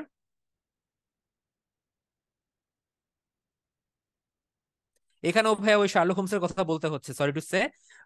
এ স্টাডি ইন স্কারলেটে ইউটা পর্বতমালার কথা বলা আছে, বা ইউটা অঞ্চলের কথা বলা আছে। ইউটার এই ডেথ ভ্যালিতে হচ্ছে ওই শার্লক হোমসের ওই নায়ক পড়েছিল। ঠিক আছে। মুভিতেও মাঝে মধ্যে দেখায় ডেথ ভ্যালি। তো এই ডেথ ভ্যালি হচ্ছে বিশাল এলাকা, মরুভূমির মতো শুষ্ক। পুরো মরুভূমি না, এখানে ছোট ছোট কিছু শুষ্ক ডালপালা যুক্ত গুল্ম টাইপের উদ্ভিদ পাওয়া যায়, গাছ টাছ আছে ছোটখাটো কিছু। কিন্তু এটা আসলে এনাফ না আপনাকে সেভ করার জন্য, বা খাদ্য বা পানি বা ছায়া দেওয়ার জন্য। সো ডেফিনেটলি এই জায়গাতে আপনি আটকা পড়লে আপনার মৃত্যু মোটামুটি অনিবার্য, আনলেস আপনাকে যদি কেউ স্কেপ করতে বা বাঁচাতে না আসে। সেই জন্য এটাকে ডেথ ভ্যালি বলা হয়। ওকে, এগুলো আননোন ইনফরমেশন বা জাস্ট সাইডলাইন ইনফরমেশন একটু মনে রাখবেন, এভাবে মনে রাখলে মুখস্থ করতে সুবিধা হবে। আচ্ছা, এখানে পর্বতগুলোর উচ্চতা দেওয়া আছে ভাই, আর দরকার নাই। ম্যাপ দেখে আর পর্বত জানতে হবে না, আপনার ওই যে ছকটা দেখাইলাম ওই ছক থেকে পড়লেই চলবে, আর লাগবে না, এটা দরকার নাই। এবার আমরা পড়বো হচ্ছে ছোট্ট একটা অংশ, সেটা হচ্ছে জলপ্রপাত। জলপ্রপাত বলে ফেলছি, আর লাগবে না। আচ্ছা, নেটওয়ার্ক পাওয়া যায় কিনা ডেথ ভ্যালিতে, ভাইয়া এটা আমি পুরোপুরি শিওর না। এক জায়গায় শুনেছিলাম যে কোনো কোনো জায়গাতে নেটওয়ার্কের প্রবলেম আছে, যেহেতু বিশাল এলাকা, এখানে নেটওয়ার্ক এস্টাবলিশ করাও কঠিন। বাট আপনি যদি কোনো জায়গায় আটকা পড়েনও, অন্য জায়গা থেকে আপনাকে হেল্প আসার জন্য যে পরিমাণ টাইম লাগবে, এটা বেশ রিস্কি যাওয়াটা এবং দুর্গম টাইপের। আপনাকে যদি আকাশপথে যায়, হেলিকপ্টার যায়, দেন ইট ক্যান বি ওকে। ওকে। আচ্ছা, বেশ কিছু স্কয়ারের নাম পড়বো। স্কয়ার বলতে বোঝানো হয় একটা বিশাল জায়গা, খোলামেলা জায়গা, আশেপাশে বিল্ডিং আছে, তার মাঝে আপনি জনসমাগম হবে, ঘুরে বেড়াবেন, হাঁটবেন টাটবেন, এরকম আর কি। যেমন আপনার প্রথমে হচ্ছে আপনার যেটা আপনারা মনে রাখেন সেটা হচ্ছে ট্রাফালগার স্কয়ার, যুক্তরাজ্যের একটা বিখ্যাত স্কয়ার। বাংলাদেশের স্কয়ার আছে লাইবেরিয়াতে, তিয়ানানমেন স্কয়ার আছে চীনে। গোল্ডেন ট্রায়াঙ্গেল হচ্ছে আপনার ওই যে একটা এলাকার নাম। বারমুডা ট্রায়াঙ্গেল হচ্ছে আটলান্টিক মহাসাগরে, ক্যারিবিয়ান উপসাগরের পাশে, যেখানে কোনো কাটা কম্পাস কোনো কিছু কাজ টাজ করে না। মহাসাগরের আশেপাশে গেলে আপনার প্লেন হারিয়ে যায়, আপনার কম্পাস উল্টাপাল্টা আচরণ করে, মানে অনেক কিছু মিথ প্রচলিত আছে। বলা হয় যে এখানে একটা ম্যাগনেটিক জোন আছে, যার কারণে ইলেকট্রোম্যাগনেটিক ইন্টারফারেন্স হয় এবং প্লেন বা নেভিগেশন বা আপনার জাহাজ পরিচালনা করাটা কঠিন হয়ে যায়। আচ্ছা, এখানে টাইমস স্কোয়ারের নামটা বলা নাই, নিউ ইয়র্কের টাইমস স্কোয়ার, ভাই একটু একটু বইতে আছে হয়তো, পাবেন টাইমস স্কোয়ারের কথা আমি বলে দিলাম, জান। এখানে নাই তো কি হয়েছে, টাইমস স্কোয়ার। তাহার স্কোয়ার মিশর, রেড স্কোয়ার মস্কো, সো সবগুলো স্কোয়ার একটু পড়বেন। এবার আসি কিছু বিশেষ রাষ্ট্র। আমাদের ক্লাস আর বেশি কিছু বাকি নাই, 5-10 মিনিট আছে, ছোট দুইটা পার্ট দিয়ে আমরা শেষ করে দিব, টেনশনের কোনো কারণ নাই। অনেকেরই মনে হয় মাথা ঝাঁঝা করতেছে কিনা আমি জানি না, অনেক ইনফরমেশন দিছি, বাট স্টিল ভাই আমার মনে হয় না খুব একটা বোরিং লাগার কথা। আচ্ছা দেখেন, স্থল বেষ্টিত রাষ্ট্র যাদের আশেপাশে কোনো ল্যান্ড পোর্ট নাই, এইটা একটু ভালো, সরি, সি পোর্ট নাই, এইটা একটু ভালো করে পড়বেন, কারণ প্রায় এরকম প্রশ্ন এখন আসতেছে, কোন দেশে কোনো নদী বন্দর নাই, বা কোন দেশে কোনো সমুদ্র বন্দর নাই, বা কোনটি স্থল বেষ্টিত রাষ্ট্র। ঠিক আছে?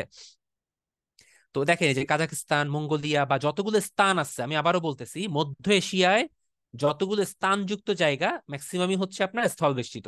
Turkmenistan, Uzbekistan, Tajikistan, Kyrgyzstan, Afghanistan, ঠিক আছে, আজারবাইজান, এই টাইপের জায়গাগুলা, তারপরে হচ্ছে আপনার এই যে নেপাল, ভুটান, লাওস, এগুলো হচ্ছে আপনার স্থলবেষ্টিত। আফ্রিকাতে ম্যাক্সিমাম স্থলবেষ্টিত। মাঝের যে দেশগুলো আছে, মালি, নাইজার, তারপর চাঁদ, মধ্য আমেরিকা, মধ্য আফ্রিকান প্রজাতন্ত্র, দক্ষিণ সুদান, ইথিওপিয়া, উগান্ডা, রুয়ান্ডা, ঠিক আছে, তারপর আপনার জিম্বাবুয়ে, বতসোয়ানা, এদের কোনো সমুদ্র নাই, একদম মাঝে পড়ে গেছে। সিমিলারলি ইউরোপেও কয়েকটা আছে ভাই, ইউরোপে এত ছোট ছোট আপনার জায়গা, তার মধ্যেও কয়েকটা পড়ে যান, বেলারুশ। মধ্য ইউরোপ, আমি আবারও বলছি, মধ্য ইউরোপের ম্যাক্সিমাম দেশগুলো হচ্ছে আপনার স্থল বেষ্টিত। Austria, Hungary, Serbia, Kosovo, Switzerland, Liechtenstein, Czechoslovakia, চেক প্রজাতন্ত্র, এইগুলো হচ্ছে আপনার স্থল বেষ্টিত। এবার আসি দক্ষিণ আমেরিকা। দক্ষিণ আমেরিকাতে খুব কম ভাইয়া, একমাত্র প্যারাগুয়েই হইতো স্থল বেষ্টিত। বলিভিয়ার কাছ থেকে তো জায়গা কেড়ে নিছে ভাই, এই অংশটুকু চিলি নিয়ে নিছে, এই জন্য বলিভিয়াও পড়ে গেছে, ব্যাড লাক বলিভিয়ার জন্য। আচ্ছা, বাফার স্টেট, নিশ্চয়ই আপনারা জানেন বাফার স্টেট কাকে বলে। দুইটা দেশের মধ্যে বিরোধ নিষ্পত্তিকরণ যে ছোট একটা রাষ্ট্র থাকে তাকেই বাফার স্টেট বলে। যেমন ভারত ও চীনের মধ্যে নেপাল, ভুটান ছোট রাষ্ট্র, তারা ঝামেলা টামেলা আটকায় দেয়। ইউরোপে ফ্রান্স ও জার্মানির মধ্যে আছে আপনার বেলজিয়াম। জনকল্যাণমূলক যে রাষ্ট্রগুলো হচ্ছে আপনার জনগণের কল্যাণ নিয়ে কাজ করে, মানে তাদের কাছে সিটিজেনদের অধিকারটা প্রতিষ্ঠা করাটাই হচ্ছে গুরুত্বপূর্ণ, নিজেদের স্বার্থ ত্যাগ করে হলেও জনগণের কল্যাণ করবে, জনগণ সবসময় ভালো সুযোগ সুবিধা পাবে, এবং দেশে সব ধরনের মৌলিক চাহিদা, বেসিক রাইটস, ফান্ডামেন্টাল রাইটস সব সুন্দরভাবে স্ট্যাবলিশ, আপনি সব জায়গায় ইজিলি মুভ করতে পারবেন, সব ধরনের অধিকার আপনাকে দেওয়া হবে, এবং কোনো ঝামেলা নাই, যুদ্ধ বিগ্রহ হাঙ্গামা নাই, সেগুলোকেই বলা হয় জনকল্যাণমূলক রাষ্ট্র। যেমন ম্যাক্সিমাম ইউরোপ এবং আমেরিকা, কানাডা, যুক্তরাজ্য, সুইডেন, নরওয়ে, এগুলো কল্যাণমূলক রাষ্ট্র বলা হয়। এখন বলতে পারেন ভাই ইউএসএ কেন নাই, ইউএসএ তে প্রচুর হাঙ্গামা হয় ভাই, প্রচুর মারামারি হয়, ইউএসএ এর মধ্যে পড়বে না, এগুলাকে জনকল্যাণমূলক বলা হয়। আচ্ছা, তো ছিদ্রায়িত রাষ্ট্রের কথা বলেছিলাম, ছিদ্রায়িত রাষ্ট্র কাকে বলে? যে রাষ্ট্রের মধ্যে যদি অন্য কোনো ছোট ছোট কোনো রাষ্ট্র থাকে, তাহলে ওই যে বড় রাষ্ট্রটা, এই বড় রাষ্ট্রটাকে বলা হয় হচ্ছে ছিদ্রায়িত রাষ্ট্র। কারণ এই ভিতরে ছোট দুইটা দেশ থাকার কারণে এই বড় রাষ্ট্রটা ছিদ্র হয়ে গেছে। মানে সোজা কথা, আপনি একটা ছাতার মধ্যে যদি দুইটা ছিদ্র করে দেন, তাহলে ছিদ্রায়িত কে? এই ছিদ্রকে কি ছিদ্রায়িত বলবেন নাকি ছাতাকে ছিদ্রায়িত বলবেন? আপনি বলেন, ছিদ্রায়িত রাষ্ট্র কোনটা? লেসোথো, ইসোতিনি নাকি সাউথ আফ্রিকা? ডেফিনেটলি ছাতাকে আমরা ছিদ্রায়িত বলবো, কারণ ছাতার মধ্যে ছিদ্র হয়েছে। সো ছিদ্রায়িত রাষ্ট্র হচ্ছে সাউথ আফ্রিকা, নট লেসোথো। অনেকে লেসোথো বলেন। সিমিলারলি ইটালির মধ্যে দুইটা ছোট আছে, এখানে ভাই নাম দুইটা পড়ে গেছে, একটা হচ্ছে সিসিলি, একটা হচ্ছে ভ্যাটিকান সিটি। এটা মনে হয় অন্য কোনো ফন্টে লিখেছে, ভেঙে গেছে ভাইয়া, সরি। সিসিলি আর ভ্যাটিকান সিটি একটু দেখে নিয়েন। এই দুইটার কারণে ইটালিও হচ্ছে ছিদ্রায়িত। সো ছিদ্রায়িত রাষ্ট্র দুইটা, সাউথ আফ্রিকা প্লাস ইটালি। ওকে, অনলি দুইটা। সরি, ইটালি এবং সান মেরিনো, ভ্যাটিকান সিটি না, সরি, সান মেরিনো। এত দেশের নাম মাথায় রাখা আসলে কষ্টকর ভাই, মাঝে মধ্যে মাথা আলাদা লাগে, আপনাদেরও লাগার কথা, কি আর করার।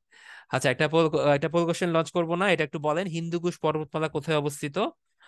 পর্বতের মধ্যে একটা স্লাইডের মধ্যে ছিল।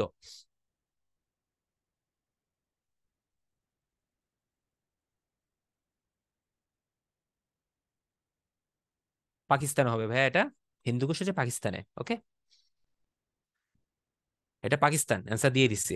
আচ্ছা, লাস্টের স্লাইডে মনে হয় সিসিলি হবে না, আমি ভুলে সিসিলি লিখছি। একটা হবে সান মেরিনো, একটা হচ্ছে ভ্যাটিকান সিটি। ওকে, এই দুইটাই, Vatican City and San Marino. আচ্ছা, এবার আমরা একটু প্রিভিয়াস ইয়ারের কোশ্চেন দেখি। দেখেন খেয়াল করে, আমি কিন্তু ক্লাসের শুরুতে বলেছিলাম যে প্রত্যেকটা বিসিএস এ ম্যাক্সিমাম দুইটা তিনটা, কোনো কোনো জায়গায় একটা, কোনো কোনো জায়গায় আসেই নাই, এরকম হয়েছে। তো 45-এ দেখেন, 45-এ আপনার চারটা এসেছে। What a surprise! চারটা। কোন দেশে সমুদ্র বন্দর নাই? দেখেন, আপনি স্থল বেষ্টিত রাষ্ট্রের নাম মনে রাখলে আপনি এটা পারবেন। নেপাল হচ্ছে একটা স্থল বেষ্টিত রাষ্ট্র, ডেফিনেটলি নেপালে আপনার সমুদ্র বন্দর নাই। পৃথিবীর গভীরতম স্থান হচ্ছে সেই আপনার মারিয়ানা ট্রেঞ্চ, যেটা প্রশান্ত মহাসাগরের গভীর অবস্থিত, 11,000 সামথিং মিটার। তিব্বত কি? তিব্বত হচ্ছে একটা উপত্যকা। ভিক্টোরিয়া ডেজার্ট কোথায় অবস্থিত? ডেফিনেটলি এটা অস্ট্রেলিয়াতে। Victoria desert, the great Australian desert হচ্ছে ভিক্টোরিয়া ডেজার্ট। অন্যদিকে ভিক্টোরিয়া জলপ্রপাত হচ্ছে আপনার আফ্রিকাতে, উগান্ডা এবং আপনার জাম্বিয়ার পাশে। সো চারটা প্রশ্ন এই জায়গা থেকে আসছে, খেয়াল করে দেখেন। ওকে, কিন্তু 44-এ কয়টা প্রশ্ন আসছে? একটা। কোন দেশকে ইউরোপের রুটির ঝুড়ি বলা হয়? ইউরোপের রুটির ঝুড়ি হচ্ছে আপনার ইউক্রেন। এটা কিন্তু অবস্থানের মধ্যে পড়ে না। সো ডেফিনেটলি এটা একটা প্রশ্ন আসছে। 43-এ দেখেন আকাবা, সমুদ্র বন্দর নিয়ে একটা প্রশ্ন এসেছে। আকাবা কি? আকাবা হচ্ছে একটা সমুদ্র বন্দর, জর্ডানের আকাবা। আর আকিয়াব নামে আর একটা সমুদ্র বন্দর আছে, এটা কোথাকার কেউ বলতে পারবেন? আকিয়াব।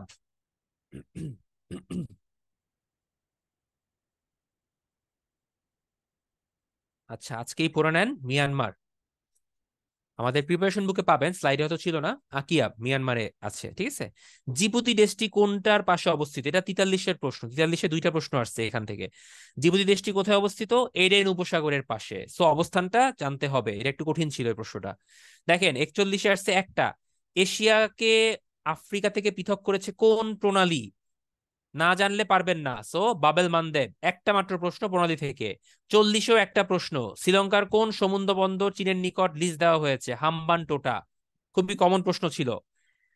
এবার দেখেন 38-এ একটা মাত্র প্রশ্ন, দুই বা ততোধিক শক্তিশালী রাষ্ট্রের মধ্যে যদি কোনো একটা রাষ্ট্র থাকে তাকে কি বলে? বাফার রাষ্ট্র। 37-এ একটা মাত্র প্রশ্ন, সলোমন দ্বীপপুঞ্জ কোন মহাসাগরে? এটা হচ্ছে মাইক্রোনেশিয়া পলিনেশিয়ার মধ্যে, সো প্রশান্ত মহাসাগরে। 36-এ একটা মাত্র প্রশ্ন, সরি দুইটা, নিচের কোন রাষ্ট্র সর্বাধিক রাষ্ট্রের সাথে সীমান্ত যুক্ত? ডেফিনেটলি চীন। সুয়েজ খাল কোন বছর চালু হয়? 1869 সালে। এবার দেখেন 34-এ গেলাম, লাস্ট প্রশ্ন, শ্যামদেশ কোন দেশের পুরাতন নাম? বলেন আপনারা। একদম শুরুতে পড়িয়েছি এটা। ছিটমহল আলাদা জিনিস ভাইয়া, ছিটমহল আলাদা জিনিস। ছিটমহল হচ্ছে অন্য একটা দেশের মধ্যে যদি আপনার কোনো এলাকা থাকে এবং আপনার দেশের জনগণ বসবাস করে, তাহলে সেটাকে ছিটমহল বলে, যেটা প্রতিবেশী রাষ্ট্রের মধ্যে হয়। কিন্তু ওই ছিটমহল যদি স্বাধীন ঘোষণা করে, তখন সে একটা আলাদা রাষ্ট্র হয়ে যাবে, তখন সেই দেশটা ছিট্রায়িত হয়। ব্যাপারটা বুঝতে পারছেন? ছিটমহল এবং ছিট্রায়িত রাষ্ট্র এক জিনিস না। আচ্ছা, শ্যামদেশ হচ্ছে আপনার থাইল্যান্ড। ওকে, সো আজকে আমার সাথে এ পর্যন্তই। অনেক ধন্যবাদ এই 2 ঘন্টা ধরে সাথে থাকার জন্য এবং এই ম্যাপ টাইপের প্যাথেটিক এবং কষ্টকর জিনিসগুলো আমার সাথে বোঝার জন্য। সো যেটা করবেন সেটা হচ্ছে ম্যাপ অ্যানালাইসিস করবেন, যত ম্যাপ করতে পারবেন ডেফিনেটলি আপনার জন্য বেস্ট। ম্যাপ পারবেন না, কিচ্ছু পারবেন না আজকের ক্লাসে। সো আজকে থেকেই ম্যাপ চর্চা শুরু করেন। ওকে, আর কিছু বলার নাই। Thank you, best of luck. Next ক্লাসে আবারও কথা হবে। শুভরাত্রি। অসংখ্য ধন্যবাদ ভাইয়াকে সুন্দরভাবে ক্লাসটা শেষ করার জন্য, সেই সাথে স্টুডেন্ট ভাইয়াপুরা আপনারা যারা শেষ পর্যন্ত ছিলেন আপনাদেরকেও অসংখ্য ধন্যবাদ। তো আজকের ক্লাসটা তাহলে আমরা এখানে শেষ করি, আবারও কথা হবে আপনাদের সাথে পরবর্তী ক্লাসে। সে পর্যন্ত সবাই ভালো থাকেন, সুস্থ থাকেন, আল্লাহ হাফেজ। আসসালামু আলাইকুম।